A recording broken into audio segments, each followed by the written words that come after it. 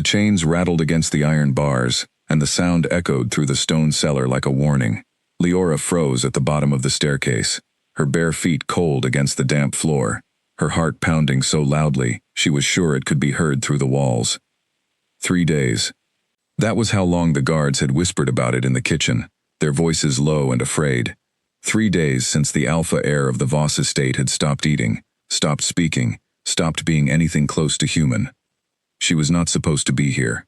Every servant in the household had been given strict orders to stay away from the east cellar, where the beast was kept locked behind bars thick enough to hold a bull.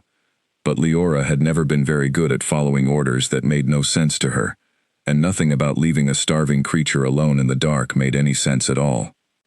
The torches along the cellar walls flickered weakly, casting long shadows that stretched and twisted like living things. She held her small bundle of bread tighter against her chest, and took another step down. The air grew colder with every stair, colder and heavier, until she could almost taste the fear that clung to the walls.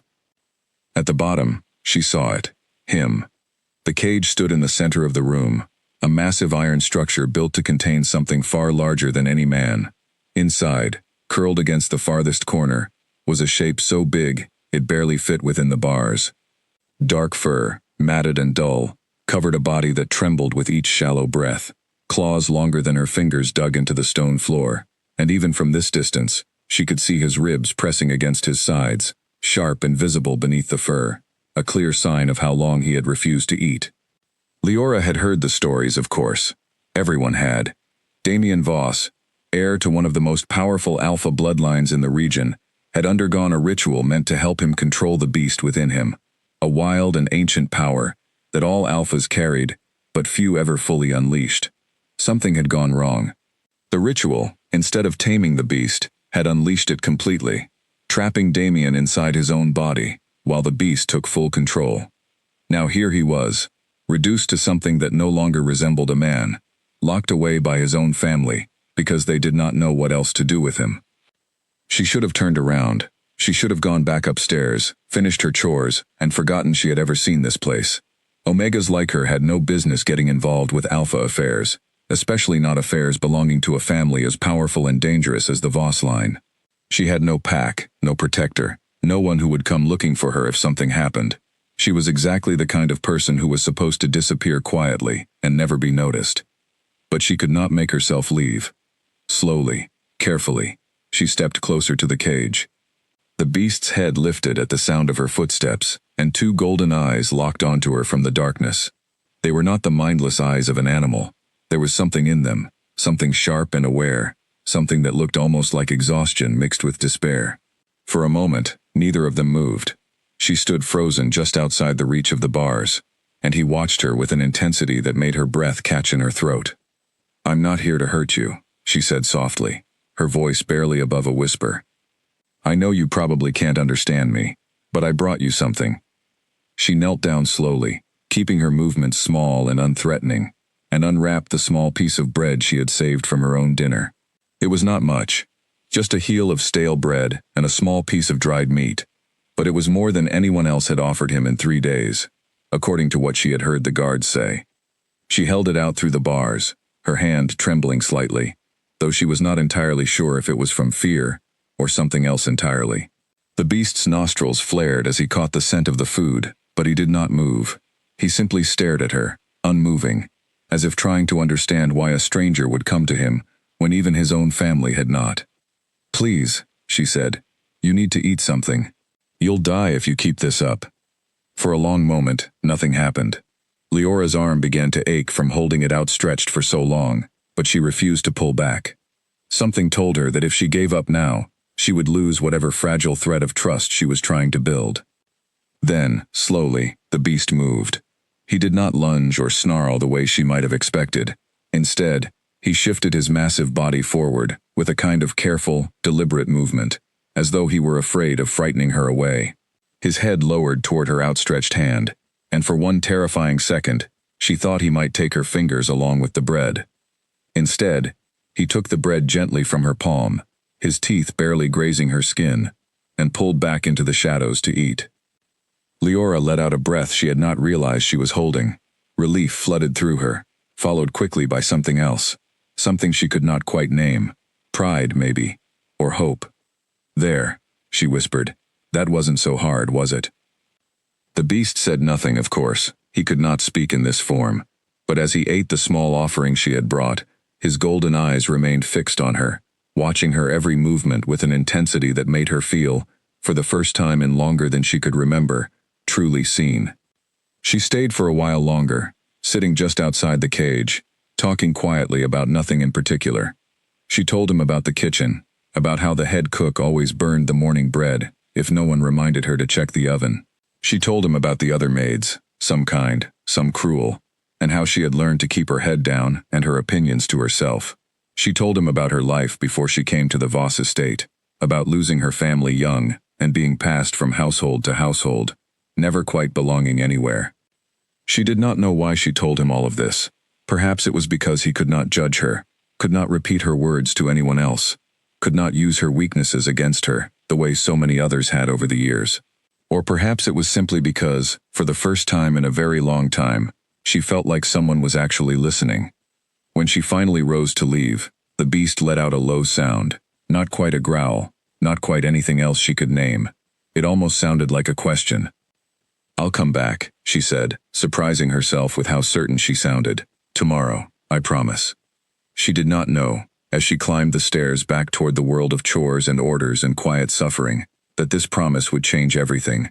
She did not know that the creature in the cage was listening to every word, with a mind far more human than anyone believed possible, trapped behind golden eyes, and a body he could not control, desperate for even a single moment of kindness, in a world that had locked him away and thrown away the key. She only knew that she could not leave him there to die alone in the dark. The next morning, Leora woke before dawn, as she always did, to begin her chores in the kitchen. The head cook, a stern woman named Marta, who had worked for the Voss family for over 20 years, barely looked up from her work as Leora entered. "You're late," Marta said, though it was not quite true. Leora was rarely late for anything. "Sorry," Leora murmured, tying her apron quickly and moving to the ovens. She had not slept well, her mind replaying the golden eyes of the beast over and over, wondering if he had eaten more after she left, wondering if he was still alive. The kitchen was busy that morning, filled with the usual chaos of preparing meals for the entire household staff, and, on occasion, for members of the Voss family themselves, though the family rarely dined with the rest of the household. Leora moved through her tasks mechanically, kneading dough, stirring pots, carrying trays, all while her mind wandered back to the cellar and the creature locked within it. "You look distracted," said Clara, a younger maid, who worked alongside Leora in the kitchen. Clara was one of the few people at the estate who had ever shown Leora any real kindness, and the two had formed a quiet friendship over the past few months since Leora's arrival. "Just tired," Leora said, forcing a smile. Clara studied her for a moment, clearly not convinced, but she did not press the issue. Instead, she leaned closer and lowered her voice. "Have you heard the latest about the beast? Edwin said this morning that it's been eating. Just a little, but eating. No one can figure out why, after 3 days of refusing everything they offered." Leora's hands stilled over the dough she was kneading. "Is that so? Strange, isn't it? Edwin thinks maybe he's finally accepted that he's stuck like this. Poor Lord Damien. Can you imagine? Trapped inside a beast, unable to speak, unable to even control your own body. I heard Lady Voss hasn't slept in days, worrying over him." "That's terrible," Leora said quietly, though her heart was pounding with a strange mixture of relief and fear. Relief that he was eating, that her small act of kindness had made some difference. Fear that someone might discover what she had done. The day passed slowly, filled with the usual demands of kitchen work, but Leora's thoughts kept drifting back to the cellar. When evening finally came and her duties were complete, she gathered a small portion of food from her own dinner once again, wrapping it carefully in a cloth, before making her way down to the cellar. The guard stationed near the entrance barely glanced at her as she passed. She was, after all, just a maid, invisible in the way that servants often were to those who considered themselves above such menial roles. No one questioned why she might be heading toward the kitchen storage rooms that happened to be located near the cellar entrance.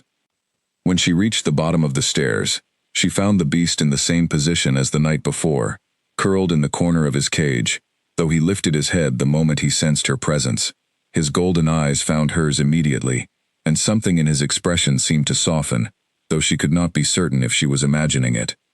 "I told you I'd come back," she said, kneeling down near the bars. "I brought you something a little better tonight. Marta made a stew, and I managed to save some for you." She unwrapped the cloth and held out the small portion of meat and vegetables she had saved. This time, the beast did not hesitate, as long as he had the previous night. He moved forward, almost immediately, taking the offering gently from her hand, before retreating slightly to eat. Leora watched him with a small smile, feeling a warmth in her chest that she had not felt in a very long time. "You're eating better already," she said. "That's good. That's really good." The beast made a low sound in his throat, something that almost resembled a purr, though far deeper and rougher. Leora laughed softly, surprised by the sound. "Was that supposed to be a thank you?" she asked. "I'll take it." She stayed longer that night, talking to him about small things, about her hopes for the future, about how she sometimes dreamed of leaving the estate one day, and finding a place where she truly belonged. The beast listened, or at least seemed to, his golden eyes never leaving her face. His massive body relaxed in a way it had not been the night before. As she finally rose to leave, she noticed something that made her pause. The beast had shifted closer to the bars, close enough that if she reached out, she might have been able to touch him. She hesitated for a moment, unsure if such an act would be welcome, or if it might provoke a dangerous reaction. Slowly, carefully, she extended her hand toward the bars. The beast watched her movement without any sign of aggression, and when her fingers finally brushed against the fur on the side of his massive head, he did not pull away. Instead, he leaned into her touch, ever so slightly, as though starved not just for food, but for simple human contact. "Poor thing," she whispered. "No one should have to go through this alone." She stayed like that for a long moment, her hand resting gently against his fur, before finally forcing herself to pull away. It was getting late, and she still had chores to finish before she could retire for the night. "I'll see you tomorrow," she promised again, and this time, the beast let out another low sound, almost as if he understood exactly what she was saying, and was already waiting for her return. As Leora climbed the stairs back toward the kitchen, she did not notice the figure watching from the shadows near the top of the staircase. Edwin, the captain of the household guard, had been making his evening rounds when he had spotted the young maid slipping away from her duties, and curiosity had led him to follow her path down toward the cellar. He had watched, from a careful distance, as she fed the beast, as she spoke to it, as she touched it without fear. He had seen many things in his years of service to the Voss family, but he had never seen anything quite like this. The beast that had terrified even the most experienced handlers, that had refused every offering of food for 3 long days, had eaten calmly from the hand of a simple kitchen maid. Edwin was not entirely sure what to make of what he had witnessed, but he knew one thing for certain. Lady Voss needed to hear about this immediately. The following morning, before Leora had even finished her first task in the kitchen, a stern-faced servant arrived, with a summons that made her blood run cold. Lady Voss wished to see her immediately. Marta's eyes widened with concern as she heard the summons delivered. "What could Lady Voss possibly want with you, girl?" "I don't know," Leora said honestly, though a sick feeling had already settled in the pit of her stomach. Had someone seen her? Had she been discovered feeding the beast without permission? The punishment for disobeying a direct order from the family could be severe, especially for someone in her position, someone with no family, no connections, no one to speak on her behalf if things went badly. She removed her apron with trembling hands and followed the servant through the winding corridors of the estate, corridors far grander than anything she had ever walked through before. The walls were lined with portraits of Voss ancestors, their painted eyes seeming to follow her as she passed, judging her, questioning her right to even be walking these halls. Finally, she was led into a large sitting room where Lady Eleanor Voss sat waiting, her posture perfectly composed despite the dark circles visible beneath her eyes, evidence of the sleepless nights Clara had mentioned. She was a striking woman, elegant and commanding, with the kind of presence that made Leora feel small and insignificant simply by standing in the same room. "You may leave us," Lady Voss said to the servant who had escorted Leora, and the woman quickly departed, leaving Leora alone with the head of the household. For a long moment, Lady Voss simply studied her, and Leora forced herself to remain still, under the scrutiny, her hands clasped tightly in front of her, to keep them from shaking. "I am told," Lady Voss finally said, "that you have been visiting my son." Leora's heart nearly stopped. There was no point in denying it now. "Yes, my lady, I have. Without permission. Against direct orders that no one was to approach him. Yes, my lady. I apologize if I have caused any offense. I only wanted to help. I heard that he had not eaten in 3 days, and I could not bear the thought of anyone, even someone in his condition, being left to starve." Lady Voss's expression remained unreadable for a long moment, and Leora braced herself for whatever punishment was about to come. But instead of anger, what she saw in Lady Voss's eyes was something closer to desperate hope. "He has eaten more in the past 2 days than he had in the previous 3 combined," Lady Voss said slowly. "The guards tell me he only accepts food from your hand. Is this true?" "I believe so, my lady. He has refused nothing I have offered him."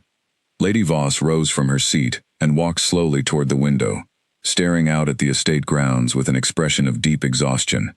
"My son has been trapped in that form for 3 days, and every healer, every expert, every trained handler we have brought in, has failed to reach him in any way. And yet a kitchen maid succeeds where they could not. Tell me, girl, what is your name?" "Leora, my lady."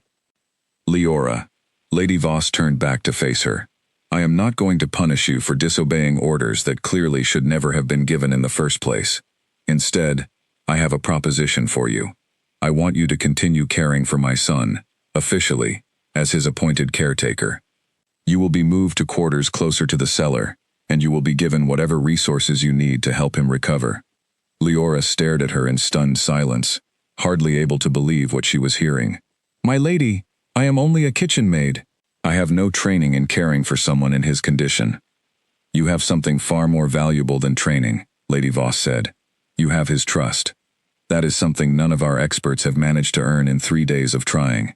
I am willing to gamble on that trust succeeding where expertise has failed." Leora hesitated only a moment before nodding. "I will do everything I can to help him, my lady." "Good." Lady Voss's expression softened slightly, though the exhaustion never quite left her eyes. "My son is a good man, Leora. Whatever you have seen in that cage, whatever fear that beast might inspire in others, I need you to remember that somewhere inside, my son is still there, trapped and waiting. Please, bring him back to us." "I will try, my lady.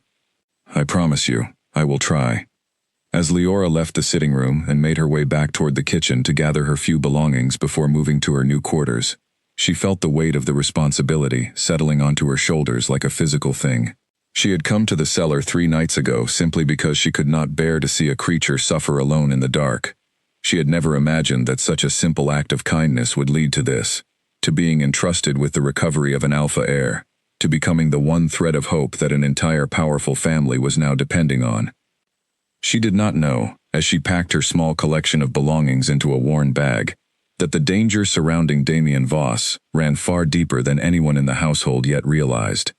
She did not know that the ritual which had trapped him in this form had not been an accident at all, but a carefully orchestrated act of sabotage designed to remove him from his rightful place as heir to the Voss bloodline forever.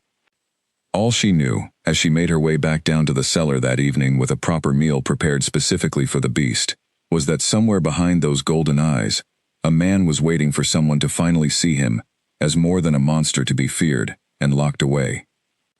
And she intended to be exactly that person, no matter what it cost her. When she reached the cage that evening, the beast lifted his head immediately, his golden eyes brightening with something that looked remarkably like relief at the sight of her. Leora smiled and settled herself onto the small stool that had been placed nearby, likely arranged at Lady Voss's orders following their conversation that morning. "Well," she said softly, "it looks like you're stuck with me for a while longer. Officially, this time."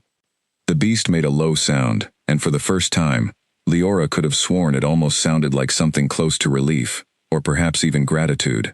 Whatever it was, she felt an answering warmth in her own chest, a sense that despite everything, despite the strangeness of her new circumstances, she had made the right choice in refusing to walk away that first terrifying night. She had no way of knowing how much her life was about to change, or how much danger still lay ahead. But as she reached through the bars once more to gently stroke the fur along the beast's massive head, she felt, for the first time in longer than she could remember, that she finally had a purpose worth fighting for. 3 weeks passed since Leora had been given her new role, and in that time, the small stone room near the cellar had become something like a home to her, though it was far from comfortable. A narrow bed, a wooden chair, a single window too high to see anything but a sliver of sky. Still, it was hers alone, a privacy she had never known before, and she found herself grateful for even this small change in her circumstances. Each day followed a similar pattern. She would rise early, prepare a meal specifically suited for the beast's needs, based on guidance from the estate's healer, an elderly woman named Marisol who had been brought in to consult on Damien's condition, and then spend hours down in the cellar, sitting with him, talking to him, slowly building whatever fragile connection had formed between them. The change in the beast's condition had been remarkable, at least according to everyone who had seen him before Leora's arrival.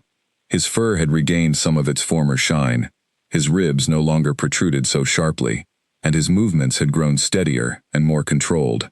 But there had been no change in his form. He remained trapped as a beast, unable to speak, unable to walk on 2 legs, unable to do anything but watch her with those intelligent golden eyes that seemed to carry the weight of a man trapped somewhere deep within. Marisol says there might be a way to help you change back, Leora told him one afternoon, sitting cross-legged just outside the bars while he lay stretched out nearby, closer to her than he had ever dared to be in those first few days.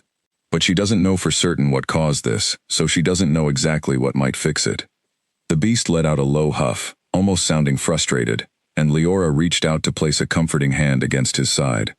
"I know," she said softly. "It must be so hard, being trapped like this. Not being able to tell anyone what happened, or what you need, or even just how you're feeling. But you're not alone anymore. I'm here, and I'm not going anywhere." Over the following days, Leora began noticing small details that others had apparently overlooked. The beast seemed to understand far more than a simple animal should. When she spoke about specific topics, his ears would shift, his eyes would focus more intently, and sometimes he would respond with sounds that seemed deliberately different depending on what she said, as though he were trying, in whatever limited way he could, to communicate back to her. One evening, feeling a bit playful despite the seriousness of their situation, Leora decided to test a theory that had been forming in her mind. "If you understand me," she said, looking directly into his golden eyes, "blink twice." For a moment, nothing happened, and she almost laughed at herself for even trying such a thing. But then, slowly and deliberately, the beast blinked. Once. Twice. Leora's breath caught in her throat. "You do understand me," she whispered, her heart racing with excitement and something close to wonder. "Damien, can you hear everything I say?" Another 2 deliberate blinks. Tears sprang to her eyes without warning, and she pressed her hand against her mouth to keep from making too much noise.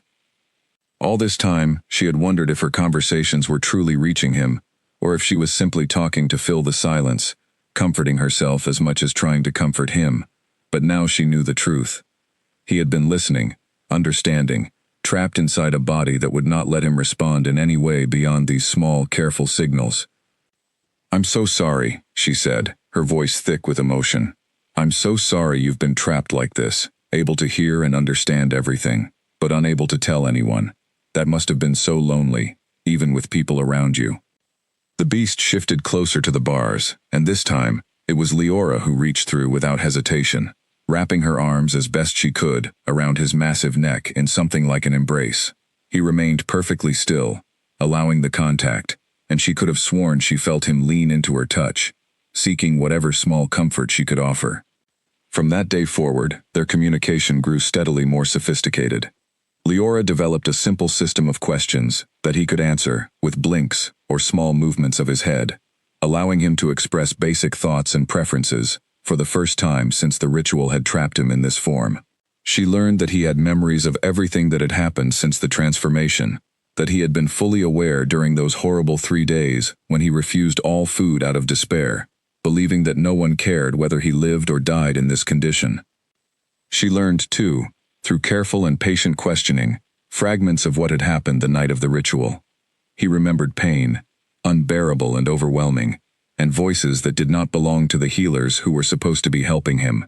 He remembered a sense of wrongness, as though something had been deliberately altered in the ritual's preparation, though he could not communicate specific details through their limited system of blinks and gestures. "Someone did this to you on purpose," Leora said one evening, her expression troubled as she processed this new information. This wasn't an accident at all. The beast's low growl in response, deep and filled with what could only be frustration, confirmed her suspicion. "We need to tell your mother," she said. "She needs to know that this wasn't just some ritual gone wrong. Someone wanted this to happen to you." But even as she said the words, a chill of fear ran through her. If someone within the household, or connected to the Voss family, had deliberately sabotaged the ritual, then whoever was responsible was still out there, likely still watching, still waiting to see if their plan had succeeded in removing Damien from his position permanently. And now, she realized with growing unease, she herself might be seen as a threat to that plan, given how much progress Damien had made under her care. She decided not to share her suspicions immediately with Lady Voss, at least not until she had more concrete information to offer. Instead, she focused on continuing her work with Damien, determined to help him find a way back to his human form before anything worse could happen. Days turned into a careful routine of small breakthroughs and quiet moments of connection. Leora began bringing books down to the cellar, reading aloud from old stories and histories she found in the estate's modest library, watching as Damien's eyes followed the pages with clear interest and understanding. She discovered that he particularly enjoyed stories about far-off lands and adventures beyond anything either of them had ever experienced, and she found herself enjoying these reading sessions as much as he seemed to. "Do you dream of traveling?" she asked him one evening, closing the book she had been reading and setting it aside. "Before all of this happened, I mean. Did you ever think about seeing the places we read about?" Two deliberate blinks confirmed her question. "Where would you have gone first?" she asked, genuinely curious about the man trapped within this beastly form, wanting to know him as more than just her responsibility, but as a person with his own hopes and dreams that existed long before she had ever entered his life. He could not answer such a complex question through their simple system, but he made a soft sound and nudged his head gently toward the book she had just set down, one that told stories of distant mountain kingdoms far to the north. "The mountains," she said with a small smile. "I would have guessed something like that. There's something peaceful about high places, isn't there? Far from all the noise and complications of everyday life." She found herself sharing more of her own dreams as well, dreams she had never spoken aloud to anyone before, not even Clara. She spoke of wanting to see the ocean someday, having grown up far from any coastline and always wondering what it might feel like to stand at the edge of something so vast and endless.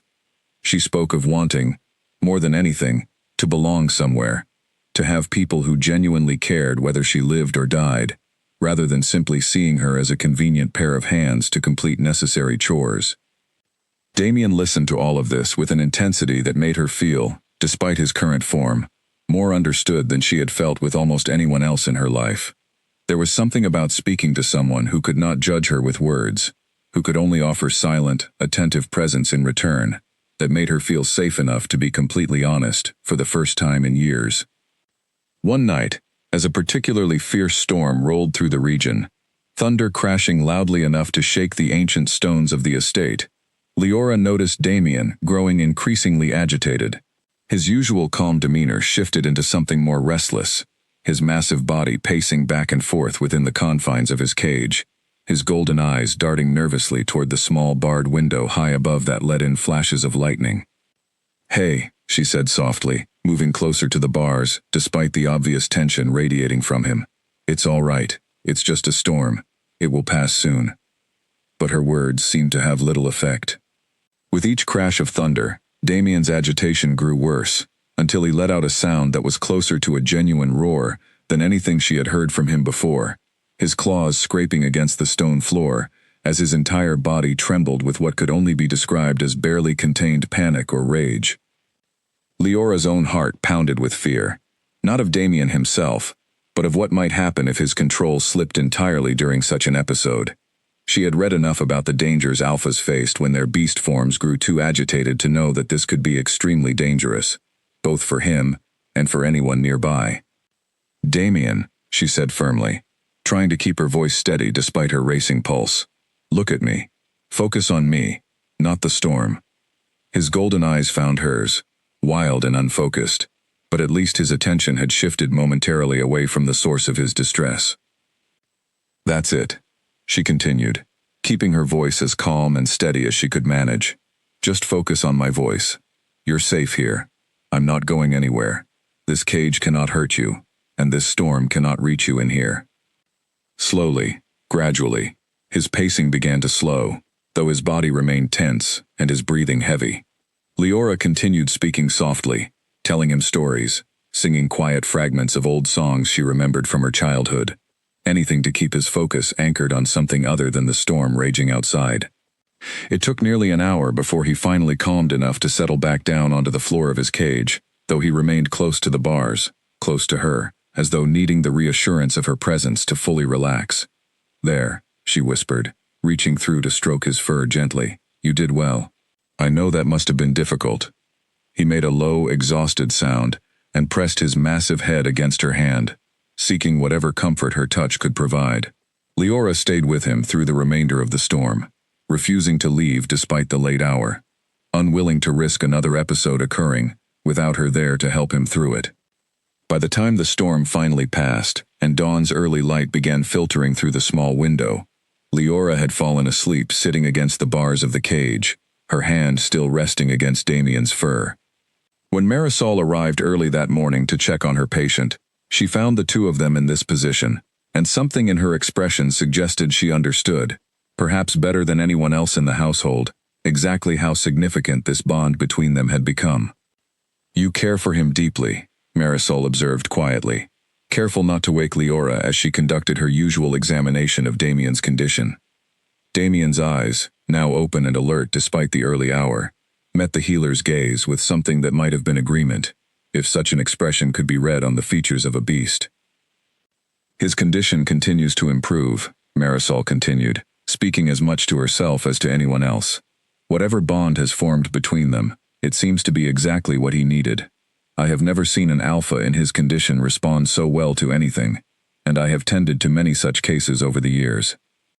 She gently woke Leora, who startled slightly, before remembering where she was and why. I'm sorry, Leora said quickly, straightening up. I didn't mean to fall asleep. There is nothing to apologize for, Marisol assured her. In fact, I believe your presence here through the night likely prevented a much more serious episode. Storms are particularly difficult for those trapped in beast form, as their instincts become far more heightened and difficult to control. Your ability to calm him is remarkable. Leora glanced back at Damien, who was watching their exchange with obvious interest. He's stronger than anyone gives him credit for, she said. He's been fighting this every single day, trying to hold on to himself despite everything. That takes incredible strength. Marisol nodded slowly, her expression thoughtful. I will inform Lady Voss of last night's events. She will want to know how close we came to a more dangerous outcome, and how instrumental you were in preventing it.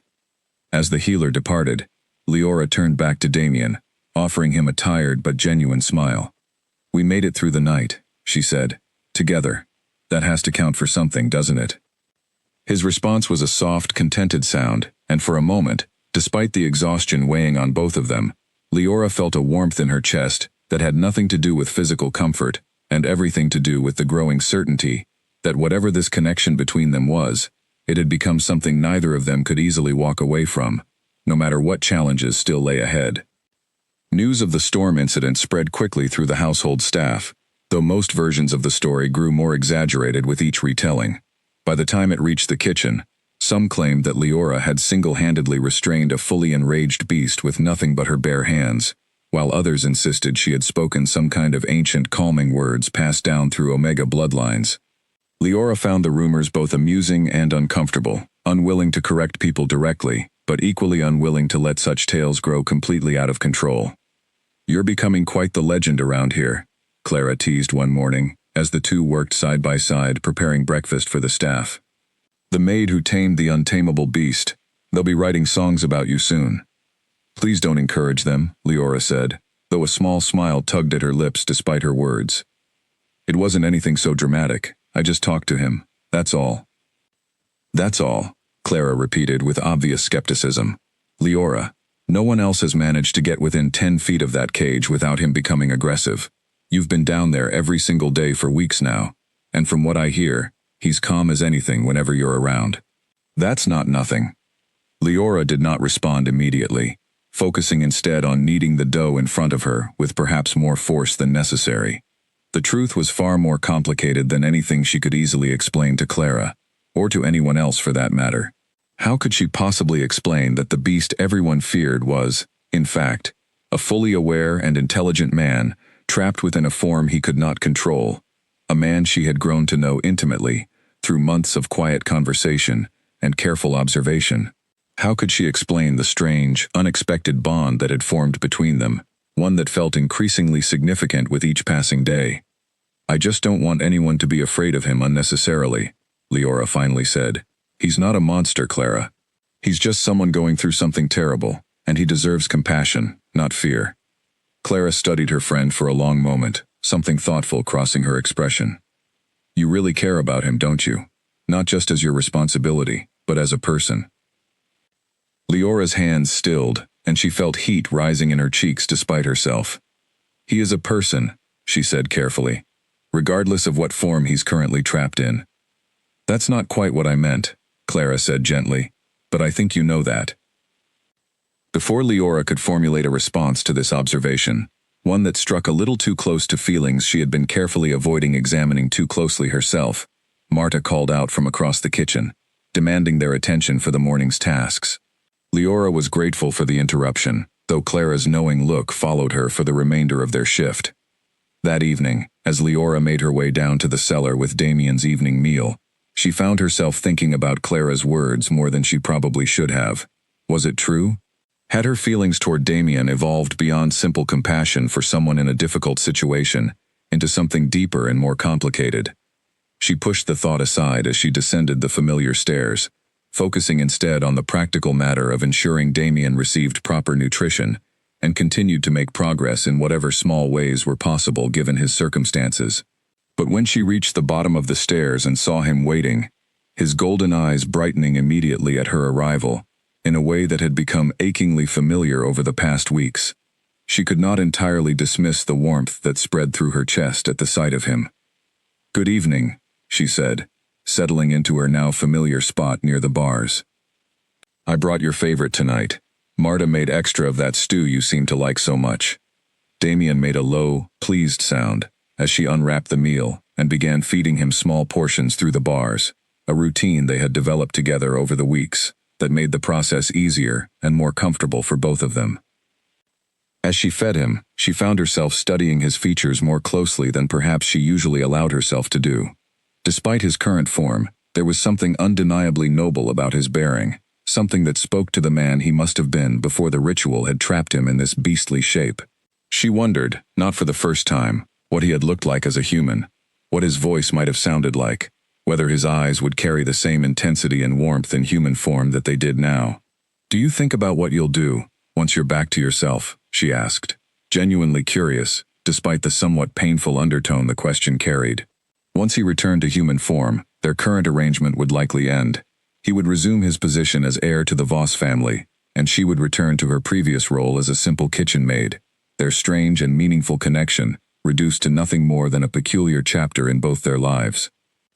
Damien's response to her question was unexpected. Rather than the usual simple blink or head movement, he shifted his body slightly and reached out with one massive paw, placing it gently, carefully, against her hand, where it rested near the bars. The gesture was so deliberate, so clearly intentional, that Leora felt her breath catch in her throat. "Damien," she whispered, looking up to meet his eyes. "What are you trying to tell me?" His eyes held hers with an intensity that made her heart race, and though he could not speak the words, something in his gaze communicated a message clear enough that she found herself unable to look away. Whatever he wanted to say, whatever he was feeling in this moment, it went beyond simple gratitude for her care and companionship during his confinement. She started, then stopped, uncertain of what she even wanted to say in response. The complicated feelings Clara had identified earlier that day suddenly felt impossible to deny any longer, not with his paw resting so gently against her hand, not with his eyes conveying something that felt remarkably like the beginnings of affection reflected back at her. Before either of them could explore this moment further, footsteps echoing on the stairs interrupted their quiet exchange. Leora quickly withdrew her hand, feeling oddly guilty despite having done nothing wrong, and turned to see Lady Voss descending into the cellar, accompanied by Marisol, and another figure Leora did not immediately recognize. "Leora," Lady Voss said, her expression carrying a mixture of hope and trepidation, "I apologize for interrupting, but we have news that could not wait until morning." Leora rose to her feet quickly, brushing off her skirts and trying to compose herself despite the emotional whirlwind of the past few minutes. "Of course, my lady. What news?" The unfamiliar figure stepped forward, an elderly man with sharp eyes and an air of scholarly authority about him. "This is Master Corin," Lady Voss explained. "He specializes in ancient rituals and their complications. I sent for him weeks ago, hoping he might shed some light on my son's condition, and he has finally arrived with what I hope will be useful information." Master Corin studied Damien through the bars for a long moment before speaking. "The condition your son suffers from is rare, but not entirely unheard of. Based on the descriptions provided to me, along with my own examination just now, I believe I understand what happened during the ritual, and more importantly, I believe I understand how it might be reversed." Leora's heart leaped with hope, and she could see similar emotion reflected in Lady Voss's expression. "Please," Lady Voss said, "tell us everything." "The ritual that was meant to help your son control his beast form instead severed the natural connection between his human consciousness and his physical form," Master Corin explained. "This is not something that occurs naturally, even in failed rituals. It requires deliberate interference, a specific and rare poison introduced during the ceremony that disrupts the natural bonding process." "Are you suggesting this was done intentionally?" Lady Voss asked, her voice tight with barely controlled anger. "I am confident of it," Master Corin confirmed. "This was no accident, Lady Voss. Someone wanted your son trapped in this form, likely permanently, and they went to considerable lengths and expense to ensure it happened." The revelation, though not entirely surprising given what Leora had already learned through her careful questioning of Damien over the past weeks, still sent a chill through the room. Someone within their circle, someone with access to the ritual preparations, had deliberately sabotaged Damien's transformation, hoping to remove him permanently from his position as heir. Who would do such a thing? Lady Voss demanded, though her tone suggested she already suspected the answer. "That I cannot say with certainty," Master Corin admitted. "My expertise lies in understanding rituals and their effects, not in investigating conspiracies within noble households. But I can tell you this much. The poison used requires a very specific and rare ingredient, one not easily obtained, and one that would require significant resources and connections to acquire. My husband's brother's family has always coveted the succession," Lady Voss said quietly, more to herself than to the others present. "Victor has never been shy about his belief that his branch of the family would lead the Voss bloodline more effectively than mine. Regardless of who is responsible," Master Corin continued, "the more pressing matter is reversing the effects. Fortunately, while the poison is rare, its effects are not entirely permanent. There exists a counter-treatment, though it is equally rare and requires very specific circumstances to be effective." "What circumstances?" Leora asked, unable to contain her eagerness to hear the solution. Master Corin turned his attention to her, studying her with obvious curiosity, as though only now truly registering her presence in the room.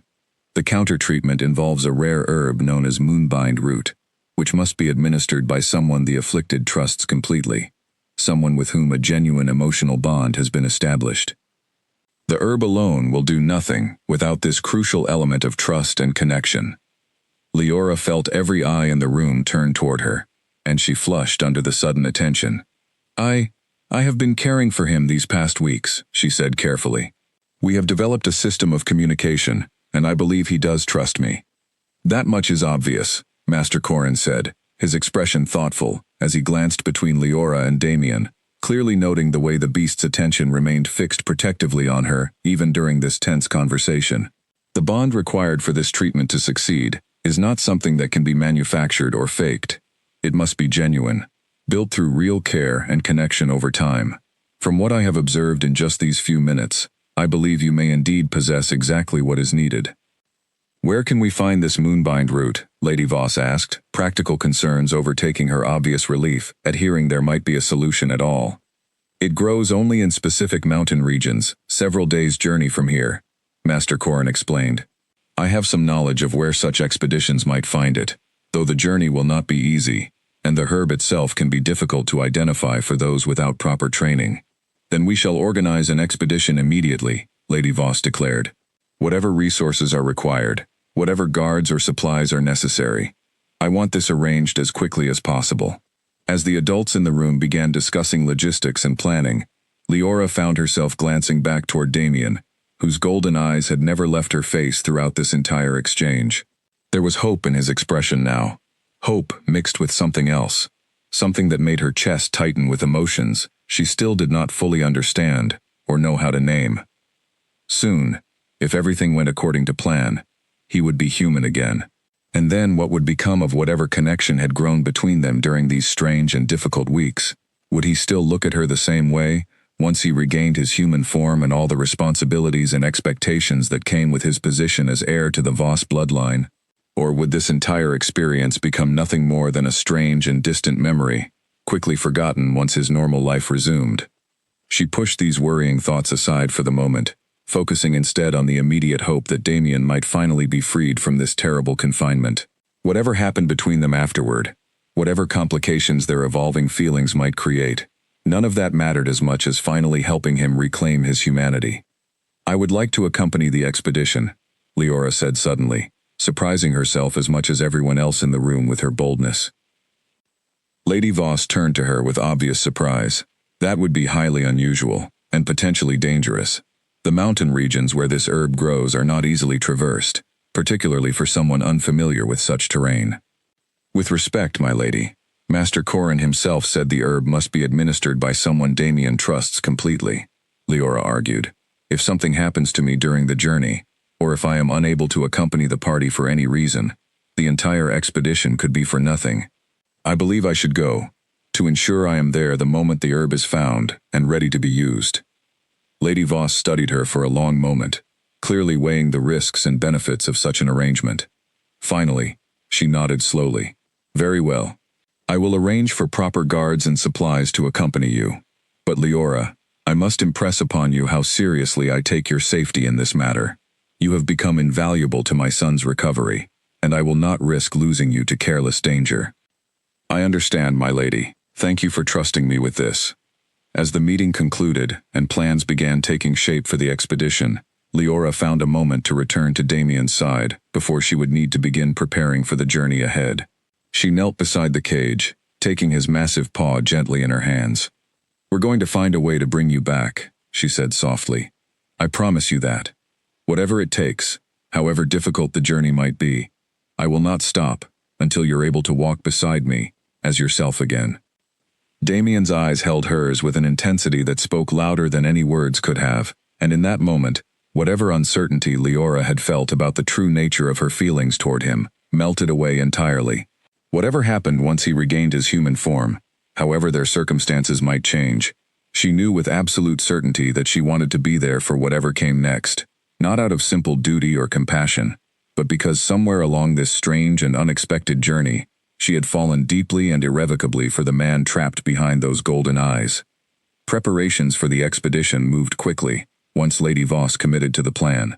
Within 2 days, a small party had been assembled, consisting of Leora, 2 experienced guards named Roland and Finn who knew the mountain trails well, Master Corin, to help identify the moonbind route once they reached the appropriate region, and Marisol, who insisted on joining despite her age, arguing that her medical expertise might prove necessary during the journey. The morning of their departure arrived cold and clear, the kind of crisp autumn day that made every breath visible in small clouds of mist. Leora stood near the estate's main gate, dressed in sturdier clothing than she was accustomed to wearing, a warm cloak wrapped around her shoulders against the chill morning air. Before leaving, she had made one final visit to the cellar to say goodbye to Damien, a moment that had proven far more emotional than she anticipated. She had explained, as best she could through their limited system of communication, that she would be gone for perhaps 2 weeks. possibly longer depending on how quickly they located the necessary herb, but that she would return as soon as possible with the solution to his condition. His reluctance to see her leave had been evident in every line of his massive body, in the way he had pressed close against the bars as she prepared to depart, as though trying to memorize her presence before the separation began. She had pressed her forehead gently against his, a gesture of comfort and connection that had become natural between them over the past weeks, and promised him once more that she would return. Now, as she prepared to leave the estate grounds entirely for the first time since her arrival months earlier, she felt a strange mixture of anxiety and determination. The journey ahead would be difficult, the terrain unfamiliar, and the stakes higher than anything she had ever faced before. But she refused to let fear overcome her resolve to help Damien reclaim his humanity. "Are you ready?" Roland asked, adjusting the pack on his shoulders as the small group prepared to set out. "As ready as I can be," Leora replied, offering a small smile, despite the nervousness fluttering in her stomach. The first few days of travel proved relatively uneventful, though physically demanding for someone unaccustomed to long journeys on foot and horseback. Leora found herself growing steadily more comfortable with the rhythm of travel, learning to read the landscape as Roland and Finn pointed out various landmarks and hazards along their route. Master Corrin proved to be an engaging companion during the long hours of travel, sharing stories of his years studying ancient rituals and the strange, often dangerous magic that underlay many of the practices still used by noble families throughout the region.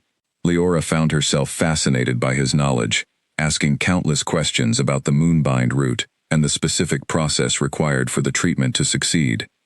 "The bond between you and Lord Damien must remain strong throughout this process," Master Corrin explained one evening, as they made camp beneath a canopy of stars, unlike anything Leora had seen from within the confines of the estate's walls. "The herb itself merely provides the physical mechanism for reversal. It is the emotional connection, the genuine trust and care between you, that will actually facilitate the return to human form." "What happens if the bond isn't strong enough?" Leora asked, unable to keep the worry from her voice. "Then the treatment will fail, and we will need to consider other options, though I confess, I am not certain what those options might be," Master Corrin admitted honestly. "This is precisely why I insisted on meeting Lord Damien myself before recommending this course of action. The connection I observed between the two of you gave me genuine confidence that this treatment stands a strong chance of success." Leora fell silent, considering his words, as she stared up at the vast expanse of stars overhead. Was the bond between herself and Damien truly strong enough to achieve what was needed? She believed in her feelings for him, in the genuine care and connection that had grown between them over the past weeks, but the weight of responsibility for his successful transformation back to human form felt increasingly heavy the longer she considered it. "You care for him a great deal," Marisol observed quietly, settling down beside Leora near the campfire, while the others prepared for sleep. "I do," Leora admitted, no longer feeling the need to hide or downplay her feelings the way she might have weeks earlier. "I know it probably seems strange, given the circumstances of how we came to know each other." "Not strange at all," Marisol said gently. "I have tended many patients over the years, and I have learned that genuine connection often forms in the most unexpected circumstances. What matters is not how a bond began, but whether it is real and sustained through genuine care for one another." "Do you think he feels the same way?" Leora asked, voicing a question that had been weighing on her mind throughout their journey. Marisol smiled knowingly. "I have observed Lord Damien's reactions to your presence for weeks now. I have never seen an alpha, even in human form, show such devoted attention and protective instinct toward another person as I have witnessed from him toward you. I believe his feelings run every bit as deep as your own." The reassurance offered some comfort, though Leora still felt anxious about what awaited them upon returning to the estate, both regarding the success of the treatment itself and regarding what their relationship might look like once Damien regained his human form and resumed his position as heir to a powerful noble family. On the fourth day of travel, their party finally reached the foothills of the mountain range, where Master Corrin believed they would find the Moonbind route. The terrain grew increasingly rugged, forcing them to proceed more slowly and carefully, particularly as they began the ascent into higher elevations, where the specific conditions required for the herb's growth could be found. It was during this more treacherous portion of their journey that the first sign of trouble appeared. Roland, who had been scouting slightly ahead of the main group, returned with a grim expression that immediately put everyone on alert. "We're being followed," he announced quietly. "I spotted riders about half a mile back, moving carefully, but definitely tracking our path." "Could they simply be other travelers heading the same direction?" Finn asked, though his tone suggested he did not believe this explanation himself. "Unlikely," Roland said. "This route isn't commonly used by travelers, and they've been maintaining careful distance while clearly following our exact path, rather than any independent route." Leora felt a chill of fear settle over her, remembering the earlier discussion about Victor Voss and his potential motivation for sabotaging Damien's ritual in the first place. If someone had discovered their expedition's true purpose, they would have every reason to prevent them from successfully obtaining the cure that could restore Damien to his rightful position. "We need to move quickly," Master Corrin said, his expression tense with concern. "If these are indeed agents working against Lord Damien's interests, they will do everything possible to prevent us from completing our mission." The group increased their pace, as much as the difficult terrain would allow, pushing forward with renewed urgency, despite the physical exhaustion beginning to weigh on all of them.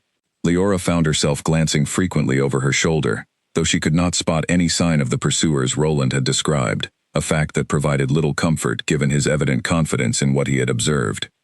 That evening, as they made camp in a small, sheltered clearing, partially hidden by rock formations, Roland insisted on establishing a careful watch rotation throughout the night, unwilling to risk being caught unprepared should their pursuers close the distance while they slept.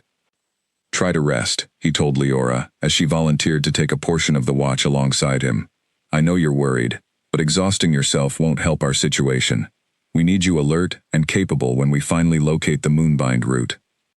Leora reluctantly agreed to rest, though sleep proved elusive, as her mind churned with worry about their pursuers, about whether they would successfully evade whatever danger tracked their movements, and about Damien waiting back at the estate, dependent entirely on their success for any hope of reclaiming his humanity. She must have eventually drifted into a light, troubled sleep, because she woke suddenly sometime past midnight, to the sound of raised voices and the unmistakable clash of metal against metal. Her heart leaped into her throat as she scrambled from her bedroll, immediately understanding that their pursuers had finally caught up to them. The scene that greeted her eyes was chaotic and terrifying. Several armed figures, their faces partially obscured by dark hoods, had descended upon their camp, engaging Roland and Finn in fierce combat, while Master Corrin and Marisol huddled together near the remains of their campfire, clearly unequipped to defend themselves in such a confrontation. "Leora, run!" Roland shouted, even as he parried a blow from one of the attacking figures. "Take the herb samples we've already collected, and get away from here." Leora hesitated, torn between the instinct to flee and the desperate desire to help her companions, who were putting themselves at risk for her sake, for Damien's sake.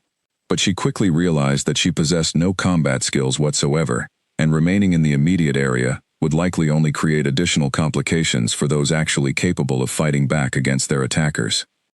Grabbing the small pouch containing the Moonbind root samples they had already managed to gather earlier that day, she fled into the darkness of the surrounding forest, her heart pounding with fear, both for her own safety and for the fate of the companions she had left behind to face this dangerous confrontation. She ran for what felt like an eternity, branches scratching at her exposed skin, her breath coming in ragged gasps as she pushed herself further into the unfamiliar wilderness surrounding their camp. Finally, exhaustion forced her to slow her pace, and she found herself in a small hollow between two large boulders, providing at least some measure of shelter and concealment from potential pursuit. She had no idea how long she remained there, huddled and afraid, listening desperately for any sound that might indicate her companions had survived the confrontation, or that their attackers were closing in on her own location. Eventually, as dawn's early light began filtering through the forest canopy, she heard footsteps approaching, and she pressed herself as far back into her hiding spot as possible, terror gripping her chest. "Leora?" a familiar voice called out softly. "It's Finn. It's safe now." Relief flooded through her as she recognized the voice, and she cautiously emerged from her hiding place to find Finn approaching, along with Roland, both bearing minor injuries, but clearly alive and largely unharmed. "What happened?" she asked. rushing toward them despite her exhaustion. "Master Corin, Marisol?" "They're both fine," Roland assured her, wincing slightly as he adjusted a bandage wrapped around his forearm. "We managed to fend off the attackers, though a few of them escaped before we could question them about who sent them or what their exact intentions were." "They wanted to stop us from reaching the Moonbind route," Leora said, more statement than question, though relief at her companion's safety mixed uneasily with confirmation that their fears about Victor Voss's involvement appeared justified. "That would be my assumption as well," Finn agreed grimly. "Someone clearly does not want Lord Damien restored to his human form, and they're willing to use violence to prevent that outcome." Master Corin and Marisol soon joined them, both understandably shaken by the night's events but otherwise unharmed. Their small camp had suffered some damage during the confrontation, but their essential supplies, including the precious samples of Moonbind root already collected, remained intact. "We need to complete our mission as quickly as possible," Master Corin said, his expression grave.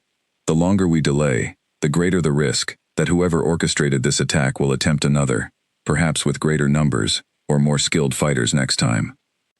The group agreed to push forward with renewed urgency, and by midday, they had located a sufficient quantity of Moonbind root, growing in a hidden mountain valley Master Corin identified through careful study of ancient texts he had brought along for reference.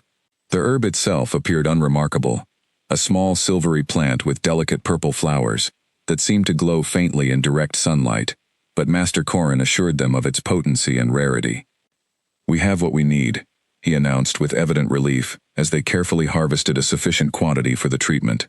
"Now, we must return to the estate as quickly as possible, before any further attempts can be made to prevent Lord Damien's recovery." As their party began the journey back toward the Voss estate, Leora found herself both relieved at their success and increasingly anxious about what dangers might still await them, both during their return journey and once they arrived back at the estate itself. If Victor Voss, or whoever was truly responsible for the sabotage and the recent attack, remained determined to prevent Damien's recovery, what lengths might they go to once they realized their attempt to stop the expedition had failed? She pushed these worrying thoughts aside as best she could, focusing instead on the crucial mission ahead of them. They had the Moonbind route now. All that remained was returning safely to complete the treatment and finally free Damien from his terrible confinement, whatever obstacles might still stand in their way. The journey back to the Voss estate proved tense throughout, with Roland and Finn maintaining heightened vigilance at every stop, unwilling to risk another surprise attack now that they carried the precious Moonbind root essential to Damien's recovery.